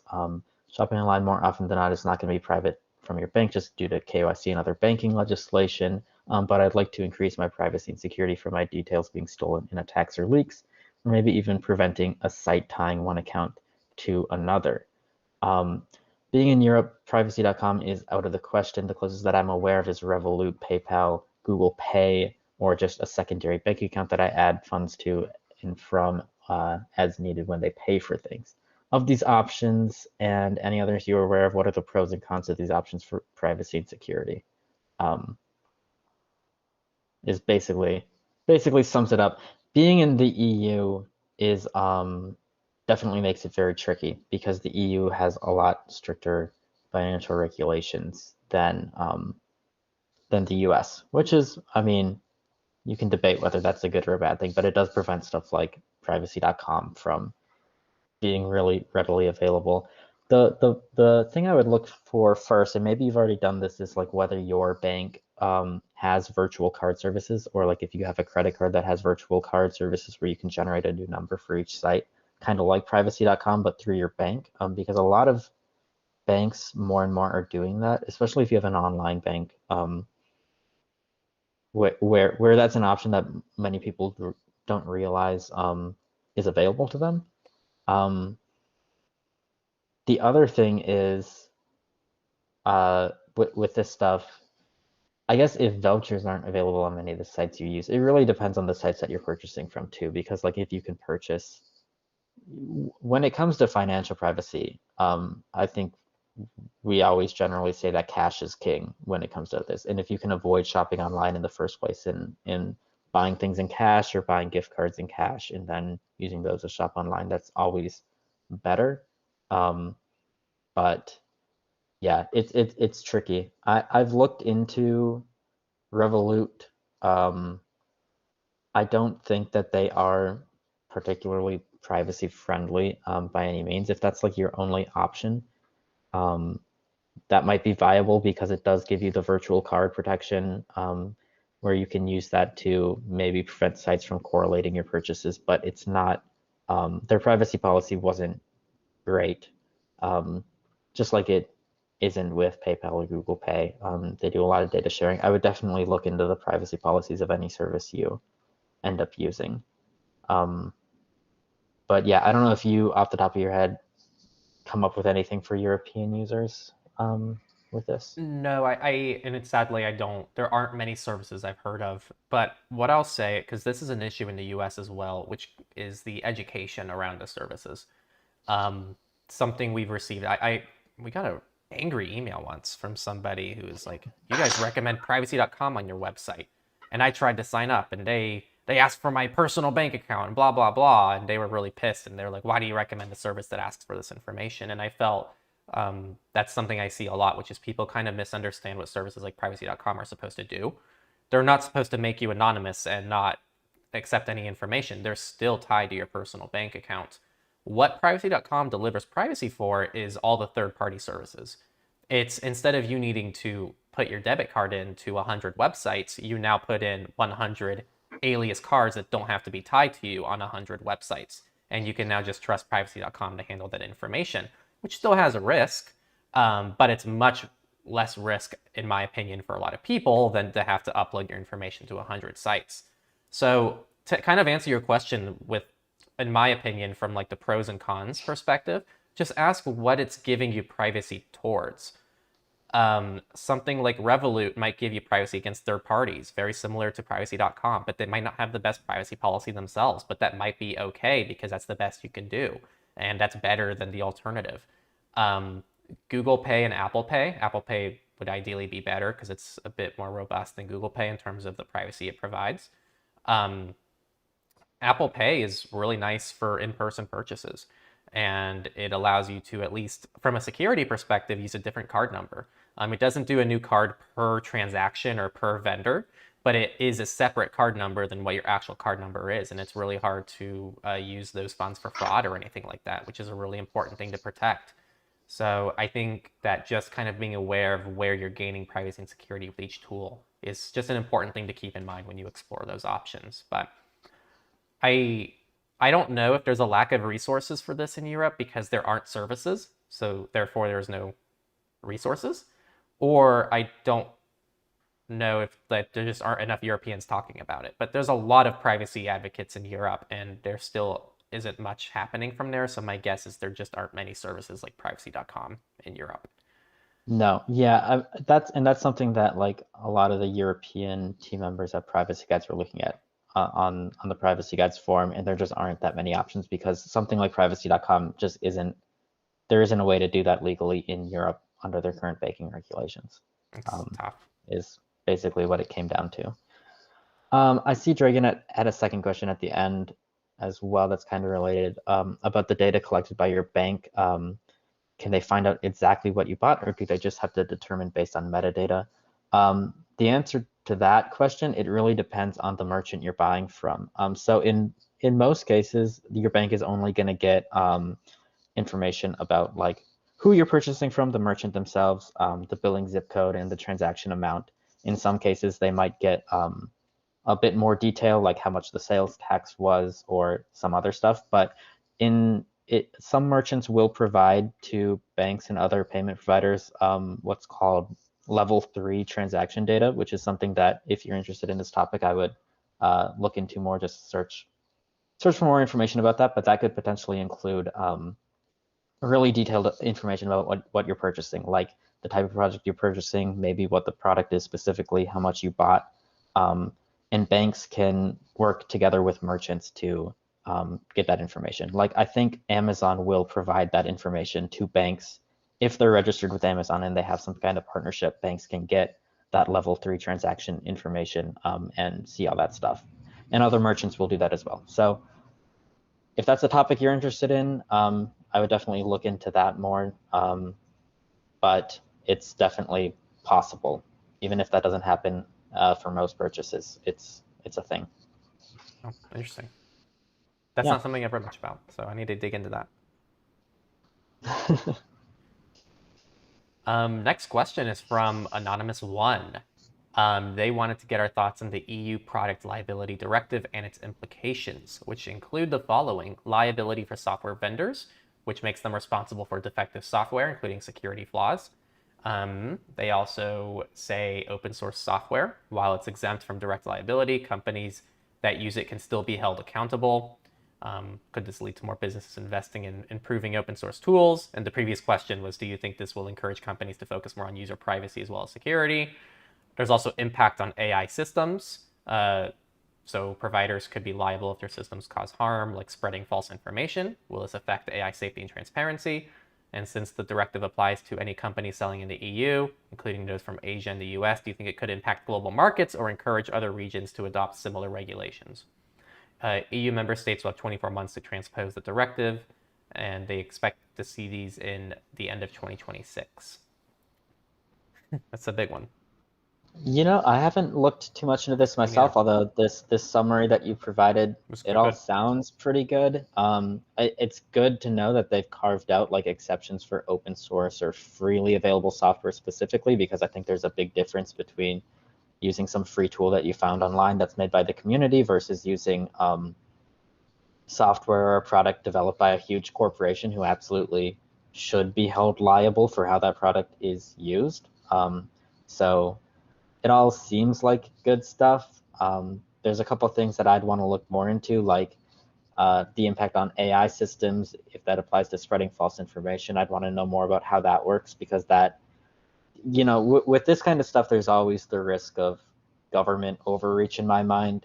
And this is especially something that we've seen recently in the US, where they just passed a law that allows the government to revoke nonprofit status from like nonprofits that they think are spreading misinformation about the current war going on in Israel, for example. And that's the kind of thing that can, like, it's very easy to see how that could be abused for other purchases or for other reasons, to target organizations that the government simply doesn't like for whatever reason, whether like even if they don't have a legitimate purpose. I would worry about maybe some of this stuff being applied to critics of the government, for example, rather than just straightforward who it says it's supposed to target and protect against. So there's always those kinds of questions in my mind when I read about new legislation, and I'd have to look more into how this one works specifically to say anything about that. But overall, it seems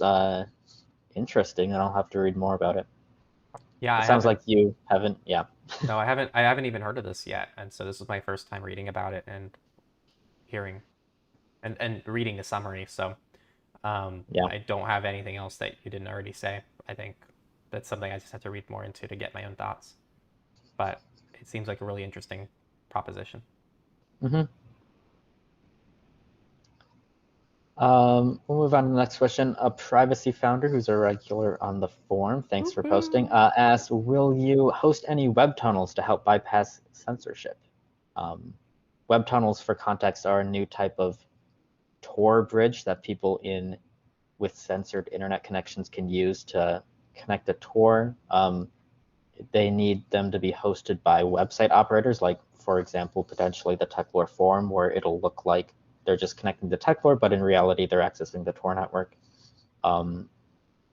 Whether we'll do that, we haven't discussed that at all, so I haven't looked into it too much. Is that something that your new thing would want to do? Potentially. The thing with web tunnels is it's kind of tricky, especially for us, because all of the websites that I run are so like privacy oriented in the first place, similar to Tor, and that could potentially be red flags, or it could potentially be blocked in the same places that Tor is already blocked. Like I know, um, maybe Techlore Yeah, is as well. the But I forum. think Yeah, is blocked in like China, Russia. for example, I think Russia. Yeah, Russia was where people were saying our forum was blocked. right. And I know that like the privacy guides forum is blocked in China. And so there's that kind of things where like our websites in particular might not be super effective at getting people access to Tor. It's something that would be really nice if people who are just running mundane websites also ran in the background. Because if it could, like if Google ran this, for example, and it could look like you're connecting to Google, but in reality you're accessing Tor, that would be huge for a lot of people. Yeah. And of course, I think Google has been pretty against that kind of thing because they've cracked down on like Signal used to use a similar thing to bypass censorship where they could connect to like Google Cloud or something and appear like they're connecting to Google or Cloudflare. And I think those providers tend to put a stop to that kind of domain fronting stuff, which is kind of what Tor is doing here basically. So I don't know how the web tunnels will work out, but it's interesting. And yeah, I haven't really thought about hosting it myself one way or the other yet. So think about it. Yeah.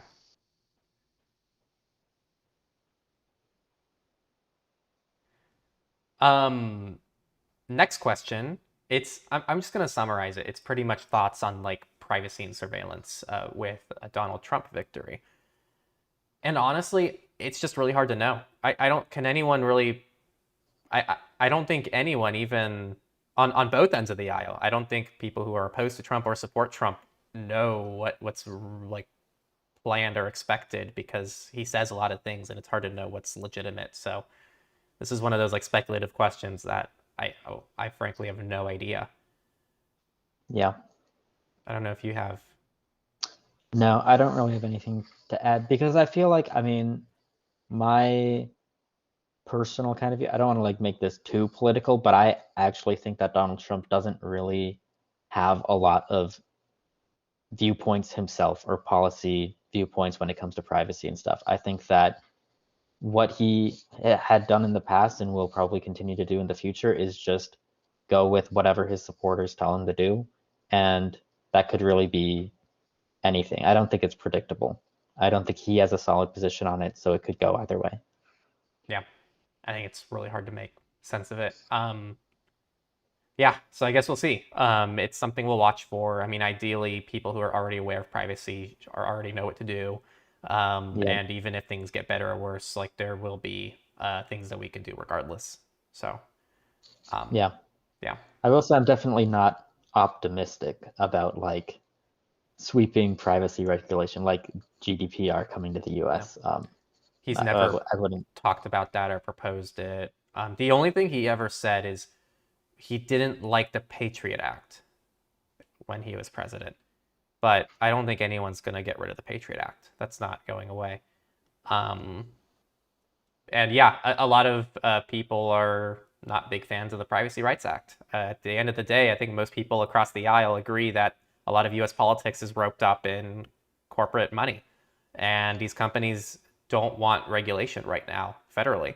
And if we do get regulation federally, it's still going to be pretty washed down because they're going to have a lot of involvement with it. So I still think it'd be a win because right now we have nothing, and nothing is worse than even something that's maybe a little bit washed down.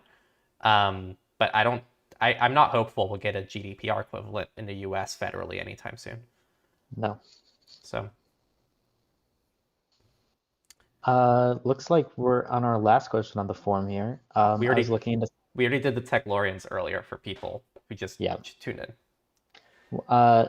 So Teria asks, I was looking into setting up a FOSS home security system. What options would you recommend? I've heard about home system, but are there any more options available? All you. And we kind of covered that a bit earlier when we were talking about home security. It kind of in a similar thing where I've like looked into this in the past for other people, but like right now I'm kind of considering all this stuff for myself personally for the first time. And so I still have a lot of research to do and I don't really have any solid recommendations right now. As far as like an overall home Internet of Things type system, I think that Home Assistant is the most viable option. And if you can pair that with accessories that don't use like cloud services, like if you can use Zigbee or Z-Wave accessories that just connect to your Home Assistant instance locally, I think that's the best way to do all of this Internet of Things stuff from a privacy perspective. But yeah, when it comes to FOSS home security, I don't have any solid recommendations right now. I'm still looking into it myself. And it's kind of the situation doesn't seem great. I don't think it's perfect, and I think there aren't a lot of good open source solutions right now. I think the best that you're going to be able to do is to do everything locally with something like Home Assistant, for example. But like if you can keep things on a segregated network that doesn't have access to the internet, even if you're using like non-open source stuff, or if you have to use proprietary software or hardware or something, I think that is usually the best thing you can do at the moment. Yeah, I briefly looked. I have a dog, and he doesn't even shed that much. But what I was hoping, like in my ideal scenario, I actually enjoy cleaning.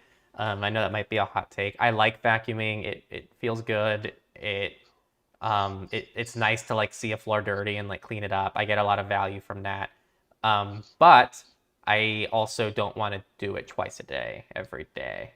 But I probably need to if I actually want my floor to always be clean.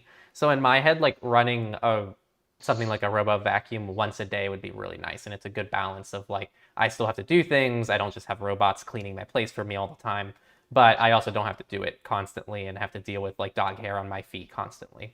So where I'm going with this is I was exploring robot vacuums and in my head, like running it once a day type of situation. And the best I found is you can like flash like these custom operating systems on some robot vacuums, I think. And it was just really finicky. And I did find a offline robot vacuum that was really expensive, but I don't think they ever launched the product. I think it's still like coming soon. And I did reach out to them. Part of the perks of having the channel, I get to like reach out and be like, hey, like what's the status on this? Like we have a big audience, and like if I got something like this, and if you guys were willing to ship a review unit, I'd be more than willing to like cover it because I'm interested in it.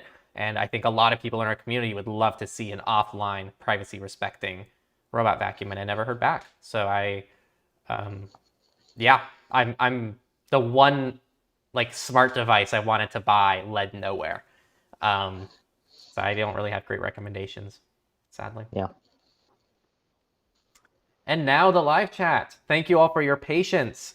Again, if you want to ask your question and have it like pretty much guaranteed answered, you can become a Techlorian on our website, on the discuss.techlore.tech. And that's where you can ask your questions, or you can join us on Patreon. Or if you go ahead and leave super chats, we'll go ahead and prioritize those in the live chat from here on out. So I already got the first question here from Friendo, which is he asked 3, but we're going to limit to 1 here, just to make sure we get through everybody. When you install a custom ROM on a Pixel, it tells you that you're loading a different operating system when you start up. So there is hardwired code. Is there other hardwired code like telemetry? I mean, hardwired code, there's firmware on all these devices. I mean, the the the chips don't just do what the software tells it to do and nothing else. All of these computers basically have smaller computers inside of them dictating everything that's happening on your device, and that is just the reality of modern computers. That there's all of these different subsystems that you never really have access to or even notice, but that is what informs a lot of what these devices do, and it improves performance in a lot of ways, and that's just how modern devices work. So the question of like whether there's telemetry and stuff like that, it seems unlikely because most of these systems like don't have direct network access or direct memory access or that kind of thing, and they're not supposed to. That would be a security risk. In some cases they do, and it's really it's impossible to say at the end of the day. Like, I mean, that's a huge issue with like Intel Management Engine, for example, where the reality is you just have no idea what it's doing in the background because it's its own computer that gets updated independently and controls all the other stuff on your device. And that just, it is what it is. But I've seen no evidence that any of these systems are doing telemetry, and no reason to think that if you use a custom ROM on a Google Pixel device, that isn't totally secure and working for you. Yeah. Does that sum it up?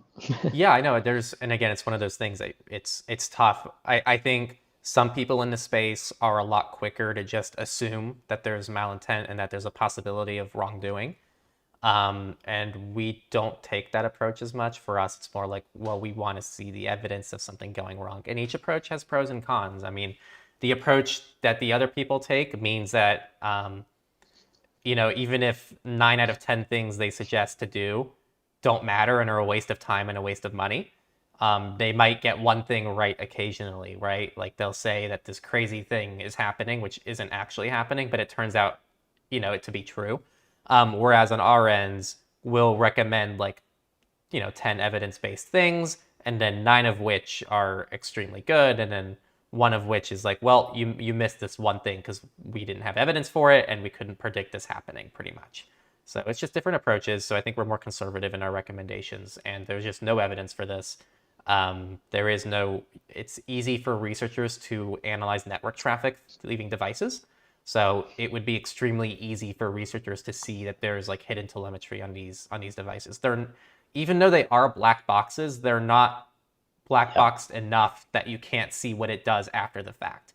And it's a similar thing with iOS, right? People say iOS is closed source, and it is. But researchers are still able to analyze what happens on iOS because there's a ton of forensic tools that you can utilize to try to figure out what the operating system is doing. And actually, I made a whole video too. I think it's called "Are Custom ROMs Safe?" And that video specifically dives into it doesn't even go into the tech. It just goes into I am Google and I want to track people and get as much data as I want. Let's go through the best ways to do that. And pretty much what it looks like is this isn't necessary. Everyone uses Google Play services on their Android device. Even custom ROM users, a lot of them use Google Play services on their devices, and Google still gets their data and they still get all the telemetry they need. They don't need to hardwire your phone with these fancy, sophisticated, theoretical attacks that just have no evidence or proof of existing. So it's not necessary. It's very expensive to do. It requires tech that doesn't seem to exist as far as we know. And I think it's unlikely. So maybe someday, but I have not seen any evidence for it. And again, the last thing I'll say, hypothetical versus realistic risks. You know that there is telemetry in most pieces of software you get by default. Deal with those, and don't be scared to use a custom ROM just because of a hypothetical risk. Yeah, Absolutely. Dustin, best password manager. Let's go. And if you're listening right now, leave your favorite password manager in the comments as well. I want to see what everyone says. But I want to. What's yours? Well, because I need that SSH key support, I'm still using 1Password. But Okay. what I would recommend to most people these days is Proton Pass because what I've as I've used it and as I've heard other people like I've gotten reviews of other people who use it more actively than I do, but I've tested it out myself and I like it a lot and I think that it's come a long way and it makes a ton of sense. And I mean, you have to be in the Proton ecosystem kind of, but I also think that the Proton ecosystem as a whole is a pretty solid recommendation for most people. So I don't have an issue with that personally. You also can just not use the rest of the Proton ecosystem and just use the Yeah, password that's always an manager. option. Yeah. Yeah, I mean, personally, I gotta say, I've been on KeyPass since like 2017. So I used KeyPass for 6.5 years. And every time I tried another password manager, including 1Password, it just wasn't for me. I get why you like it. I totally get it. And we recommend 1Password on our site. Even though they're not open source, they have a really good team that knows what they're doing. Um, but I moved to Proton Pass. I'm all in on Proton Pass, and I love Proton Pass. Like, it's good. It wasn't great when it came out, and I was a little bit about it when it came out, but they've made it so good. It's just super smooth, really good experience, and it just keeps getting better. Like the rate at which Proton's never released things this quickly before. When they release something, it's normally like kind of half baked, and it takes them 2-3 years to get it to just a state that's probably what should have been their public release. Like it probably should have been released as a beta, and normally they do, but their beta periods are very short. But Proton Pass, awesome. That's my favorite. I don't know if anyone else has a favorite. Someone else here, Fox, said Proton Pass is the most beautiful design, but both Proton and Bitwarden have issues with not filling in fields automatically. I definitely have those issues as well, especially on Android. It's an Android issue more than anything. Oh, on Android, yeah, that's a whole different story than Yeah, like in the that's browser. Android is just ridiculous. yeah, that's just bad. I don't know how they did that so poorly. But I will say the big issue I've had with Proton Pass, this is a very small nitpick. When I create a new account with Proton Pass, it like, oh, fill in password for me. And then I click sign up. I'd say 80% of the time after I click sign up, it says, would you like to add these credentials to your Proton Pass? And I click yes, and then it adds it to my Proton Pass account. 20% of the times it just doesn't. And it doesn't copy the password to your clipboard.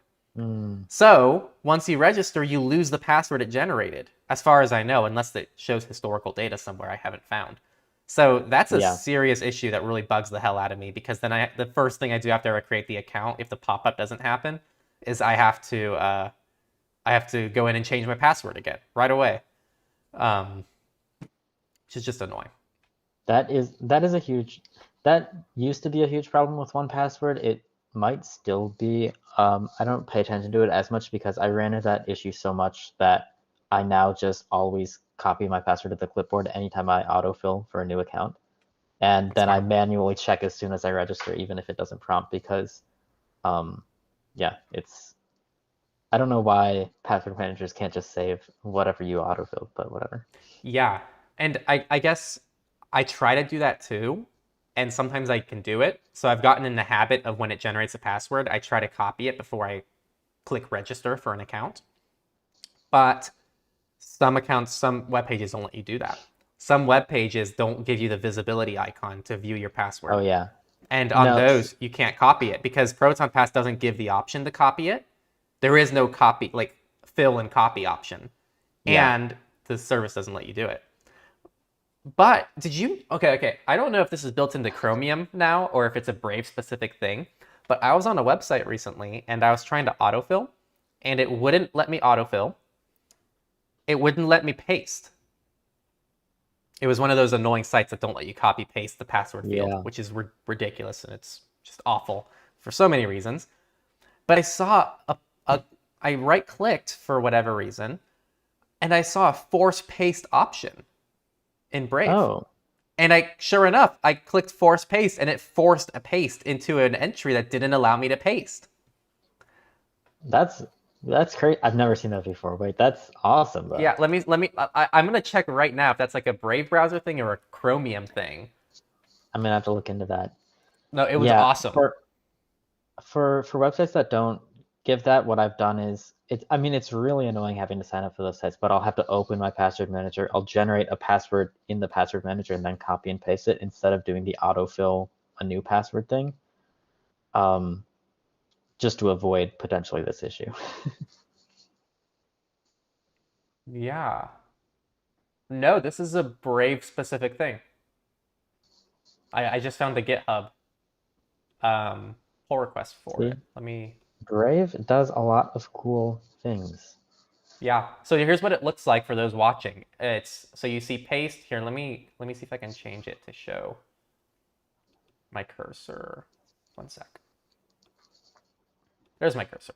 So yeah, what it looks like is you right click on the field. I know Jonah, you can't see it, but there's paste, and then there's paste and match style, and then there's force paste. So if you're using the Brave browser, if you stumble on this issue, you should be able to force paste your passwords into websites that don't let you do it. So That is awesome. yeah, super cool feature. And I think it was merged, I guess, in 2022. I just never knew about it.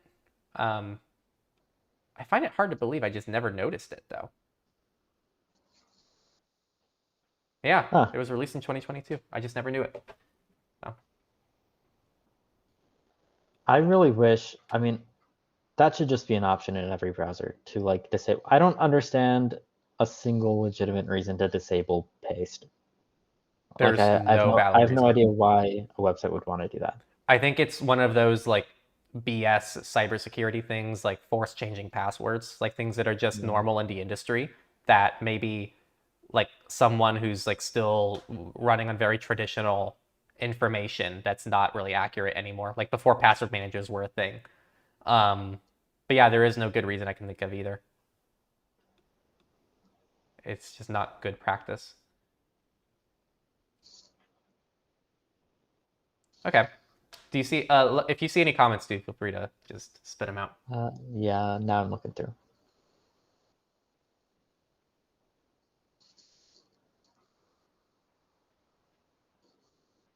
Okay, here's a good question. Do malicious zip files instantly infect your device with malware if you download it to your device? The assumption here is you haven't opened the zip yet. You just download the file. Generally it shouldn't, but it really depends on like what you're running on your device. I mean, some software, some like even antivirus software will unzip files or open files automatically just to check them, and that could potentially, like anytime some software interacts with that, it could potentially do something. Hmm. Yeah, in my head, it's not normally an issue. Yeah, So, I don't think so. And like if you try and download malware from like security research sites, for example, or whatever, it's usually like enclosed in a zip file on its own, just so like it can't really do anything if it's compressed. You have to uncompress it before the code can do anything. So I would be surprised if anything ever happened if you didn't open it. um, was just announced that Air Canada is rolling out facial recognition for boarding flights. How bad are the security and privacy concerns with this? Um, I mean, it's not great facial recognition. yeah, it's sad because it doesn't need to be bad, right? Like facial recognition is not privacy invasive per se, but the implementations of almost all of it tend to be really poor. Um, Yeah. and there's just so little oversight. I do note within the US, because I've seen them, they have a little sign, and a lot of the signs say the photo is deleted right away. But it's really hard to know if that's happening. Just because Yeah. the photo's deleted doesn't mean there isn't other information that's still stored as like some sort of record, because they have to keep a record. So it's hard to know what data they're storing. And even if the photo is deleted, there's still metadata of the actual interaction that can be kept and trained for the future, which might also expose personal information. We just don't know. So I think the spectrum of how bad it is it's not bad at all, and actually might be more privacy respecting than trusting a person to hold your passport, to it's bad and they store this data. Because I think there have already been incidents now where they find airports that were not properly disposing of the data. But this is based on very loose memory from covering surveillance reports, so I can't even remember where it was, but I know they've happened by now. So yeah, it's just a big spectrum. There's no consistency.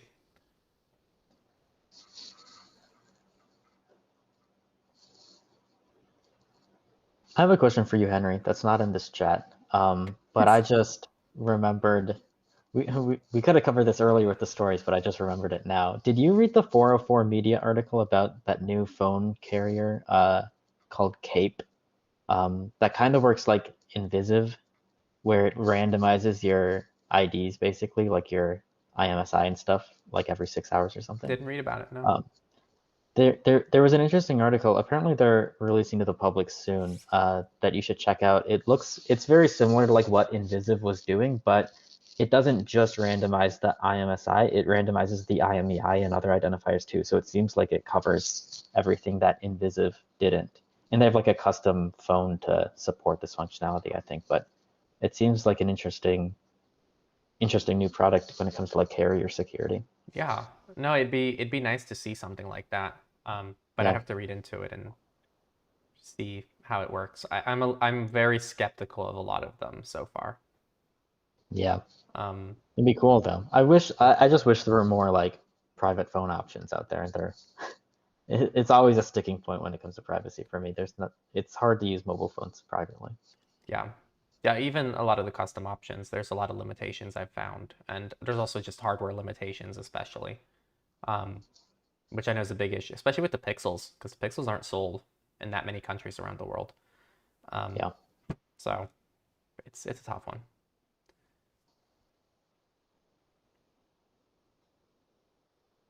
So someone asked, do you ever do any videos for 50-something non-tech people who want privacy, but not a big tech person, just trying to learn and keep up? I feel like maybe I'm wrong, so correct me if I'm wrong, but all our content is supposed to be pretty digestible to most people. So while we don't make things for specifically 50 something or plus tech people, non-tech people, ideally we're doing a good enough job where all our content can be understood by people who don't already understand privacy. That's the goal. So if we're not doing that, let us know how we can make it better and what you feel like we're missing out on, because it's our core goal is to make it all accessible and digestible and easy to understand for anybody, which Mhm. I do ask a lot of people in my life who don't really know much about privacy pretty frequently. If like I'll send them a video before it goes live and ask, hey, does everything in this make sense? Because Jonah, like asking Jonah for advice on the video is really good for making sure like, I got all the technical information right, but asking the opposite spectrum, which is someone who doesn't know anything, is also super valuable because they're going to give the perspective of, I don't know what the hell you're talking about.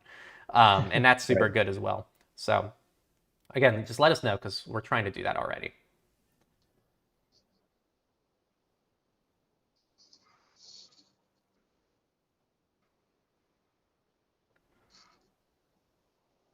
Yeah, the Sky Blue encrypted phone company. I haven't heard about that. I I'm don't know pretty what sure that's that referring to. I think that was one of the FBI cover Oh, really? companies. Yeah, let me check if I remember correctly.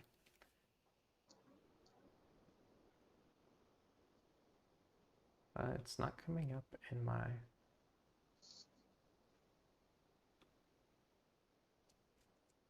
Maybe I'm misremembering. I'm not seeing anything come up as a result of my searches. Let me see.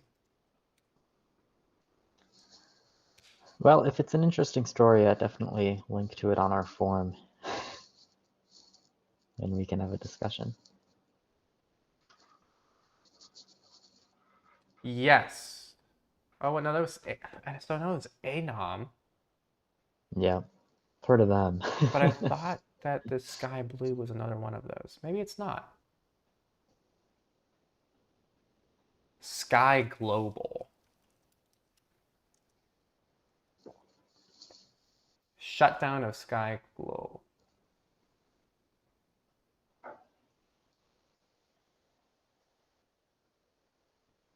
Yeah, Sky ECC. I know we've covered this on surveillance support. Yeah, it's the same thing. A subscription-based end-to-end encrypted messaging app, which was tied to a phone and it had self-destruction. And then let's see. There were a ton of raids that happened. They arrested a ton of people.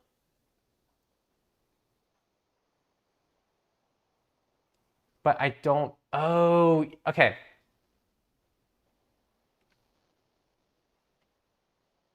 I don't know. I don't want to get too much into this if I haven't read into it because now I'm just getting distracted. But I remember we covered this on surveillance support, and I don't remember if this was the one where they implanted malware on like, because I know they took over the infrastructure, but I don't know if they implanted malware and shipped those devices, so they were pretty much backdoored for those individuals. I don't know if that was a different gig though. This one might just be, from what I'm reading, this was just rates. So they just raided the infrastructure and shut it down, and now it's no longer a thing. Well, Mr. Scofan, definitely leave a link to the story on our forum if you Yeah. have it. Then we can look into it more later. Yeah, there's a Wikipedia page. It's called "Shutdown of Sky Global." If people want to, it's just hard to read through a whole Wikipedia page in the middle of a live stream, but I'll probably read into it right after we're done. Yeah, someone asked what payment options do you support for your Patreon? It's what Patreon allows, which is just credit card information. And even then, like I said earlier, privacy.com is semi-accepted. People have had issues with it. So that's one of the reasons why we started the Techlorian thing on our forum. So if you like what we're doing, if you got value from this, joining that is probably the best way to support us. Like, there's less fees that get cut from us, and Patreon doesn't take as much. Well, they take none because it's through us. So the only fees are through Stripe. So the only stuff you have to worry about is us and Stripe, pretty much, which is a much better situation for most people.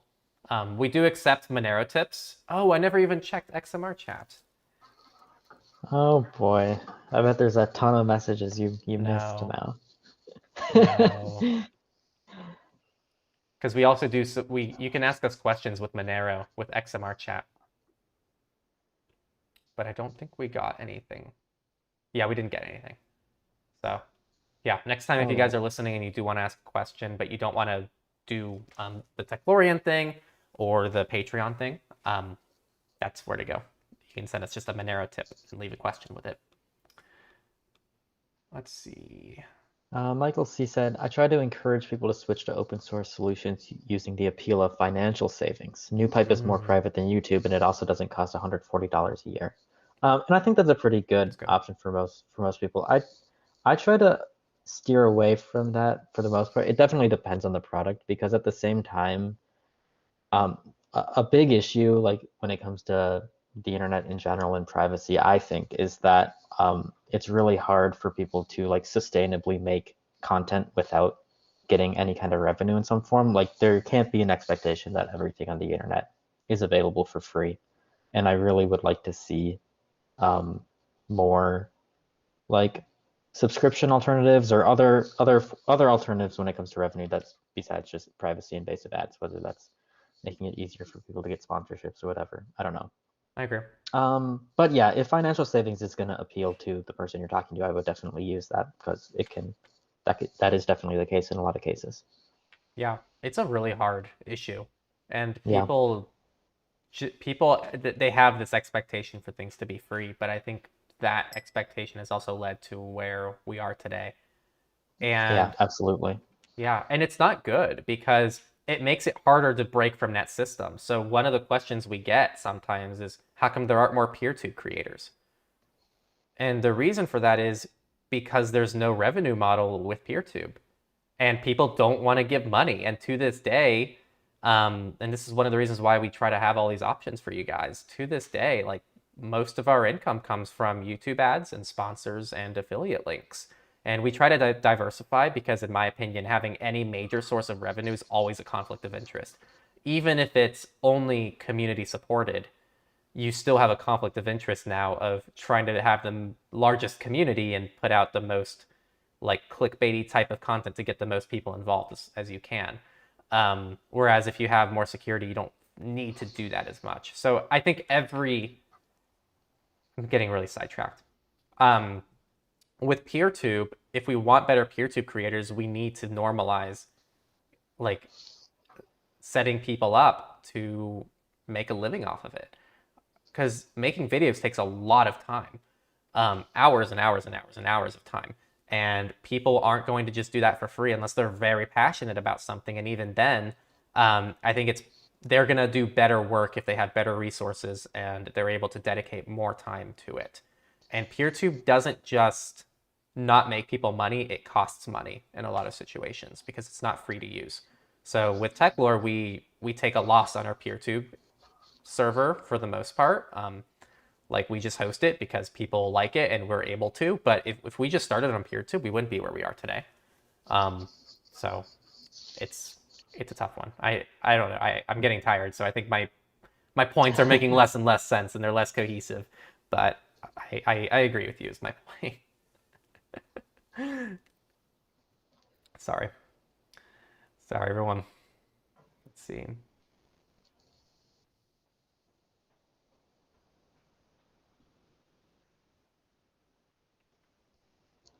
Do you have thought?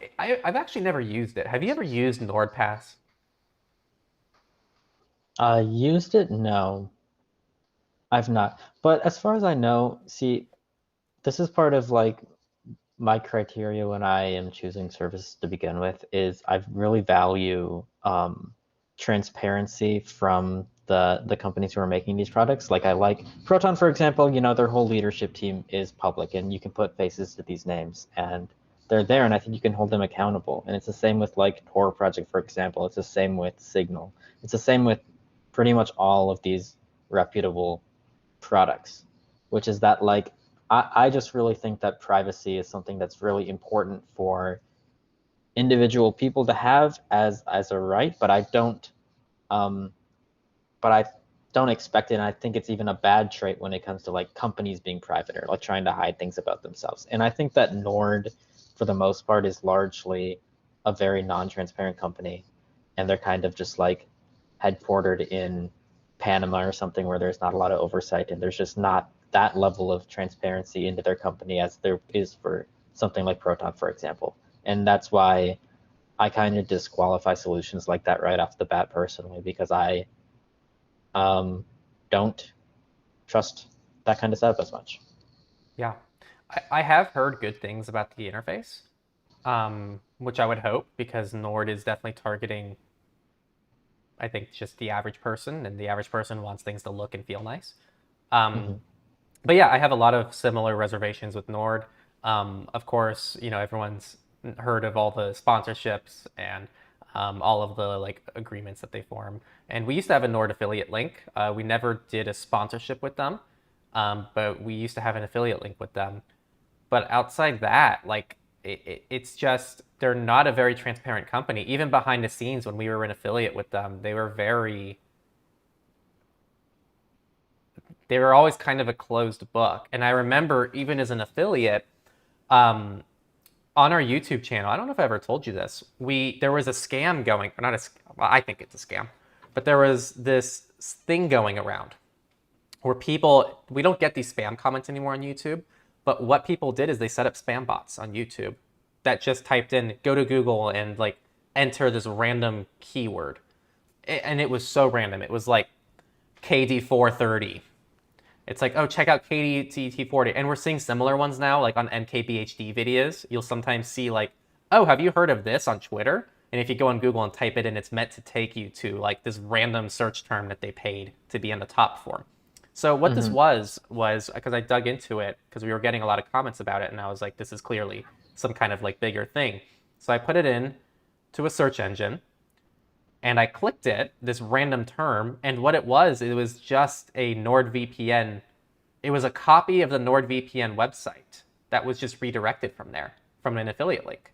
So it was pretty much a link redirection with a NordVPN link that someone was spamming across YouTube videos.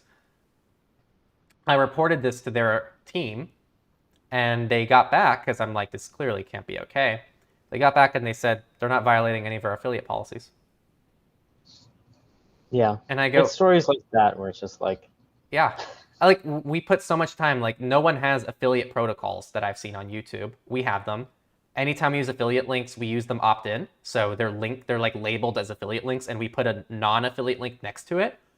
And these spam bots come in and just like run practical scams like this. And it just bugs the hell out of me that like when people try to do it right, the company doesn't care and they don't value that. And that's where I have respect for companies like Windscribe, because Windscribe used to have an affiliate plan, but they had so much abuse that they just deleted it outright, which I think was really good of them to do, if they weren't able to like keep it under control. So that's just a random tangent. But anyway, in terms of just, we talked earlier about Brave and how there's company versus product. Sadly, neither of us have used NordPass, but just loosely, it's not open source. There are already really good open source alternatives. And if you want something non-open source, a lot of the security community has more trust in 1Password, and that's kind of the way to go if you want something that's proprietary. So I don't see any reason to recommend NordPass over something like 1Password. And ideally, personally, I'd like to go for something open source, and I think Proton Pass and Bitwarden and KeyPass are all fantastic options that all are free to try and use, unlike NordPass, which I don't know what the free plan looks like, if there is one. I do think there is a free plan, if I'm not mistaken.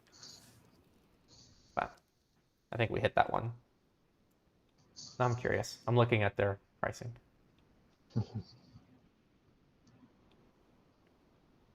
Yeah, there's a free plan. But it's pretty limited. Realistically, most people will not be using the free plan. And I might add, this is very, very, very side tangent, but we get NordPass affiliate emails constantly from their affiliate managers. And I also don't trust companies where when I say no once and I get an email 2 weeks later from a different person, that's where I go, okay, this is not like personalized. They're not actually trying. They're just mass sending this crap out to everybody. So Yeah.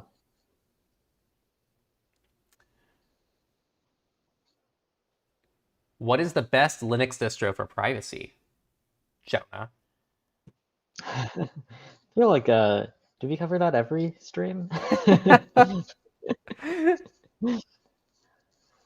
a lot of good options, and I think I've said it before, and I'll say it again. I think any Linux distro is going to be far better for privacy than any non-Linux distro right now. So switch to Linux. It's always good.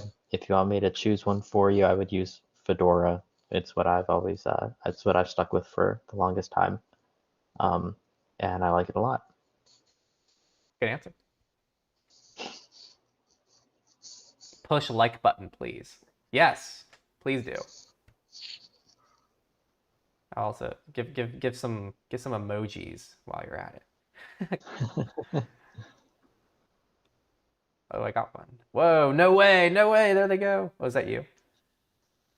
Was it? Maybe. Coffee Monster had to run. I hope they watch the replay because we did answer their question. How good is Windscribe VPN in India? I have no idea. So we're not in India to test it, but if they have Indian servers, I'd assume it should work fine, is my guess. They also have a free plan, so I would try the free plan. Yeah, I was going to say. Works. Yeah. Usually best to just test it out if you have a very specific scenario. Jupiter Crass asked, what's the best way to start separating personal and professional identities on one device, like a phone number you can use for work and personal life? There's a lot of services and resources that we recommend, like on our website, like MySudo, for example, where you can get alias phone numbers. I think aliasing services is one of the best ways to compartmentalize, whether it's your email or your phone. Definitely check those out. If it were like a mobile device, I would definitely look into using like work profiles or separate user profiles on Android, for example, where you can have a more clean separation between like all of your work accounts and your personal accounts, or like in a browser using different browser profiles, that kind of thing. Just kind of like compartmentalization wherever possible. It's always a good security practice. It's always a good privacy practice. It's just the best way to do things if you can. Yeah.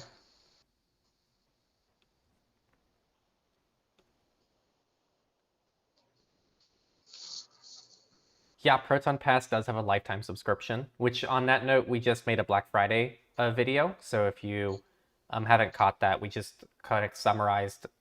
What I did is I went through um, all of the resources, and our editor already got most of them anyway for me, so they kind of beat me to most of them. But I pretty much went through the resources. I checked every single service on our own resources page to see if there were any discounts, and then we put them in the video and we summarized it there.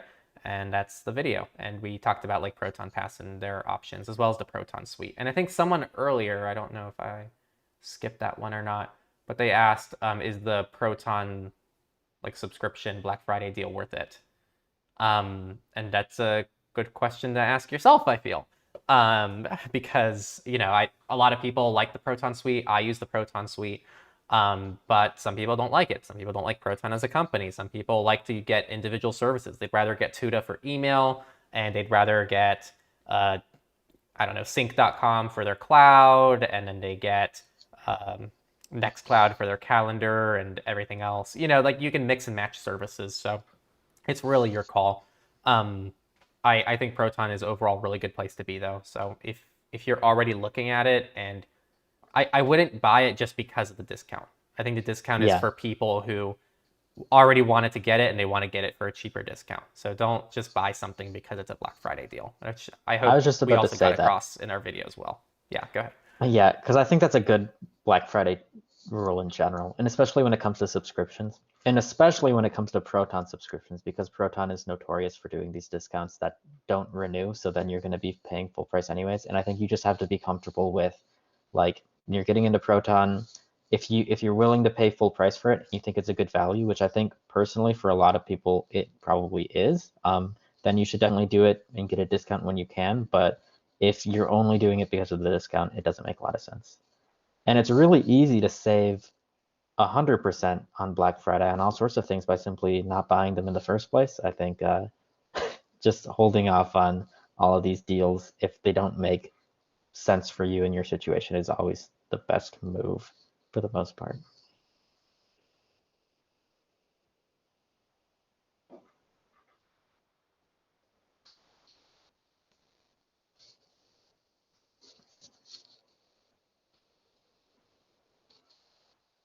That is all I got so far. I didn't see. I mean, I'm seeing this here. Okay, I see a couple here actually.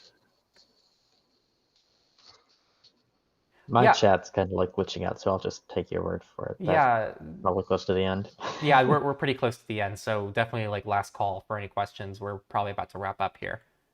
Someone asked from Striker, is it recommended to install a lightweight Linux distro version or addition to a laptop or computer that works with modern hardware if you want to make it last longer over the years? Personally, I don't think that's necessary, as long as you're not using and abusing your system. Um, it shouldn't make a huge difference, right? Like if you're running modern hardware, if you're running, I'm just going to keep things simple. Let's just say you're running Ubuntu instead of Lubuntu. Um, the idle tax that's going to have on your hardware, on modern hardware, is going to be so minimal. I think what these lightweight distros are for is for older hardware that literally will struggle to run more modern operating systems, or sorry, heavier operating systems. So I say just run your favorite operating system, use modern stuff. You have modern hardware, use it. Otherwise, you would have just got a used 10-year-old computer. So utilize what you have and enjoy it. And then if it starts getting old someday and it's not running things as well, then start looking over at the light distros. And that's what they're for. They're made for older devices that struggle to run things. I don't think that you're you're taking off years by doing that earlier, if that makes sense. Yeah, but I mean, it's also a similar situation to like what we were talking about earlier with Android and custom ROMs. Whereas like if you're talking about installing this to replace Windows, for example, because you can't upgrade past Windows 8 or something crazy, you should absolutely install a lightweight Linux distro to replace Yes, like to replace an operating system that's not getting security updates anymore, for sure. agreed. Yeah, especially, I mean, that's probably one of the most compelling selling points for Linux in general is Mhm. if you've been running Windows on a computer forever. Windows is super bad with low powered hardware, just in general. And also, they stop security updates really quickly. And what Windows does especially bad, and I keep mentioning this every live stream, I have this nice desktop with still modern hardware that can play AAA games at like medium settings, and it can't run Windows 11 because Microsoft did not want to support the 6700K processor for Windows 11. The reasons, I don't know, but they didn't. And so the computer cannot officially upgrade to Windows 11. So Microsoft and even Apple is guilty of this intentionally, sometimes do not fully upgrade their devices, even though they're capable of doing so. So that is where Linux is good. And eventually, I'm sure this desktop is going to run Linux when Windows stops getting updates. Um, if it's pretty much an offline gaming device, so I actually don't really care too much. But if it gets old enough where I can't run software, then I'm going to have to migrate it to something that's supported. So Yeah.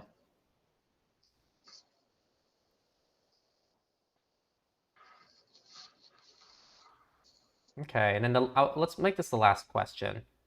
Um, do you recommend ZorinOS or Mint? And I've never used Zorin, so I can't really speak to it. So I haven't either, and I've only used Mint like at least 10 years ago, so I can't really speak to that either.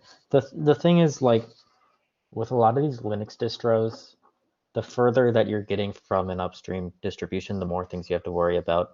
And Linux Mint is one where they have their own maintainers, and then it's based on Ubuntu, which has its own maintainers, which is based on Debian, which has its own maintainers. And then it's a lot of like stuff that has to trickle down before you get these updates. And so I generally don't recommend um, distros like Linux Mint because they're just too far abstracted from like a more base Linux install. Like Fedora, for example, isn't um, based on another distro. For example, they kind of take Linux and they do their own thing. And same with Debian, for example. And you can get a certain amount away from that. Like there are some good Debian-based distros that are probably better than Debian on desktop, for example. There are some good Fedora-based desktops, but it's always like it's just something to think about. And that's why I generally don't like Linux Mint compared to just like using Ubuntu. yeah, but also like we said earlier, and I know I don't want this to be out of context, like being on any Linux distribution is just a massive win for privacy. So if you Yeah, love Linux Mint for whatever reason, like I don't think you should not move to Linux because you should still move to Linux Mint over something like Windows. But yeah, I fully agree with Jonah that I think that there are better places to be. And also, I think the main reason people really like Linux Mint is its desktop environment, which is Cinnamon. And you can use Cinnamon with any other distro, including Fedora. So I think that that's really the main thing I've heard in general that people like about Linux Mint is the desktop environment. And the beautiful thing about Linux is you can pretty much run any desktop environment on pretty much any distro. So try to get a Cinnamon spin on whatever distro that you enjoy. I think that's I would rather recommend Ubuntu with Cinnamon Desktop than Linux Mint, I think, yeah. or Debian, but there's other reasons. We've already touched on Debian and caused that whole, Right. Yeah, there's a whole Techlore clip video about that. which some people love and some people do not. Um, Yeah. the Debian community really likes Debian, and I get why. I think that's what's weird is the video doesn't say not to use Debian. It just says it's really not the best Linux distro for the average end user. Yeah. And when you're looking at these like different distros and like it really depends on whether the downstream is speeding up development and they're actively doing things or if they're just taking an existing product and adding their own thing to it. And that's kind of like what I see. Like Mint, for example, I think is basically just taking Ubuntu and then adding some more things on top of it. Whereas Ubuntu is they're like ahead of Debian in most cases when it comes to like new software and that kind of thing because they have their own package and maintenance stuff. It's not totally downstream of Debian basically. So it I mean I guess this is getting too technical Yeah. for most people probably. You just have to like know about those relationships and stuff. Yeah, and I guess the last thing Tomcat mentioned PopOS. Um, And I don't know if I've ever got your thoughts on PopOS before. How do you feel about PopOS?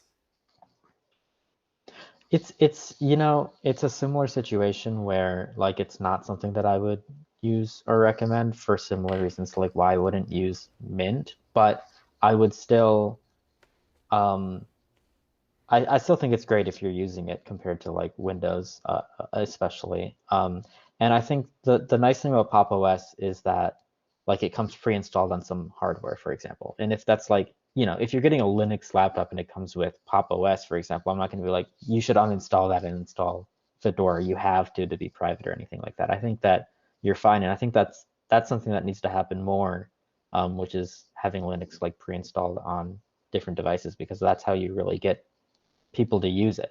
And so it's a good thing, in my opinion, that Pop! OS is pre-installed on this and it's getting more people into the Linux ecosystem than otherwise would be in it. Yeah, I agree. And it's pretty. It's a very pretty operating system, which I think is good too. I wish more Linux desktop environments and like the default distros um, prioritized beauty a little bit more Mm-hmm. because I think people don't realize how pretty some of their operating systems can be until they install something that's ugly.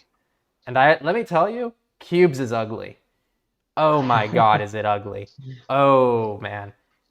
And it's really frustrating. Maybe I'll talk to you about this a little bit more, but getting a desktop environment swapped on Cubes is not that simple, especially to do it properly. Like doing it so everything carries over properly and you're doing it by the books.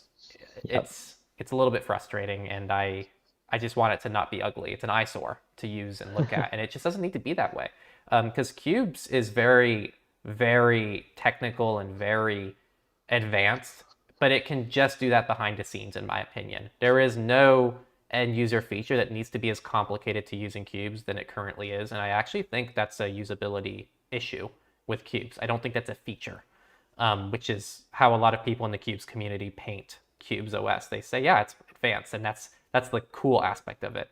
I disagree. I think that it can be just as cool and be just as powerful and a lot more usable to the average person, and that would take it from a advanced niche operating system status to a, oh wow, actually it's very usable because people can compartmentalize their life, and you can easily have multiple browsers, and you can have your work life in one cubes container, and it's XYZ, and like anyone can benefit from it. It shouldn't be, I think, reserved for just the advanced people because it's so hard to use. I totally agree. And I think the good thing is, I think from what I can tell, the developers of Cubes also agree with you. Regardless of like what people in the Cubes community say, I think that the developers at least do actually think about this kind of stuff. And there have been discussions about like switching to GNOME, for example, or some other desktop environment instead of the current one to improve usability that are serious. The biggest problem with Cubes is Hardware. just that development is quite slow. Well, And yeah. yeah, hardware's not great either. But but that's when it depends on what you buy. But it's taken a long time to get like any new features, and even though they've been discussing like switching the desktop environment for many years now, I don't think it's like right around the corner or anything like that. Yeah. It's a bummer. But at the same time, I mean, I've been using Cubes for like probably almost 10 years, and it is like the difference between Cubes when I first started using it and now in terms of usability is crazy. Like it's so much better now. That's good. That's good to In hear. terms of like just VM management and that kind of stuff. Like the apps that they've been working on are nice, but the UI could be still improved a bit. That's good. No, I'm glad it's getting better, and I'm glad they're focusing on it. But Hmm. as someone who kind of, I've played with cubes a little bit back in the day, but not enough to really get a good grasp of it. But Nova Custom sent me a laptop to review, and I've been playing around with it a lot. And the laptop itself is gorgeous. So if you're just looking for like a laptop to run cubes or any Linux distro, it's good hardware, and they did a beautiful job with that. But QubesOS has not been fun to work with. Um, it's it's just not fun. I don't get excited working on it. I really don't. I'm like, oh my God, time to figure out how to do this really basic thing that shouldn't be hard to do, but it's going to be complicated, and I have to read through pages of documentation because there's also not a big community around cubes, Yeah. that I could find. It's not like Fedora or Ubuntu where I just type in my basic question and I get like 10 threads. that like very clearly describe what to do. I have to personally go through all the documentation, which I don't mind doing because it's fun to learn new things. But yeah, that's been my experience so Yeah. far. Yeah. Anyway, we've been live streaming for 2 hours and 45 minutes, so we're gonna start wrapping this up. I, as always, want to give my thank yous, which are I want to thank Jonah, as always, for putting his time into this and being a part of our team and helping us out with things. I really appreciate you, man. I appreciate everybody listening today, anyone who engaged, left comments, if you left a like on this video, if you share it with someone. Definitely watch out for the Techlore Clips channel because our editor, Jordan, will go through and cut out some clips throughout the live stream and post it over there. And that way you can kind of see these later in like little digestible segments. I also want to once again shout out our forum. If you like what we're doing and you like our forum, go out there and engage on there. It's a great way for you to learn from other people. It's a good way for you to share your knowledge with others. And you can join that at discuss.techlore.tech. And for the next few days, Jonah set up a Black Friday discount so that you can become a Techlorian for the first year for, I think, 10% off. So it's just a little bit of a way for you to get in a little bit sooner. That also gets you access to our private Signal group that's reserved for just Techlorians and patrons, which is a really, really fun place. And I really love that Signal group. And I think that's it. Did I miss anything? I think you covered it. All right. Well, thank you, everybody. We'll see you next month. And have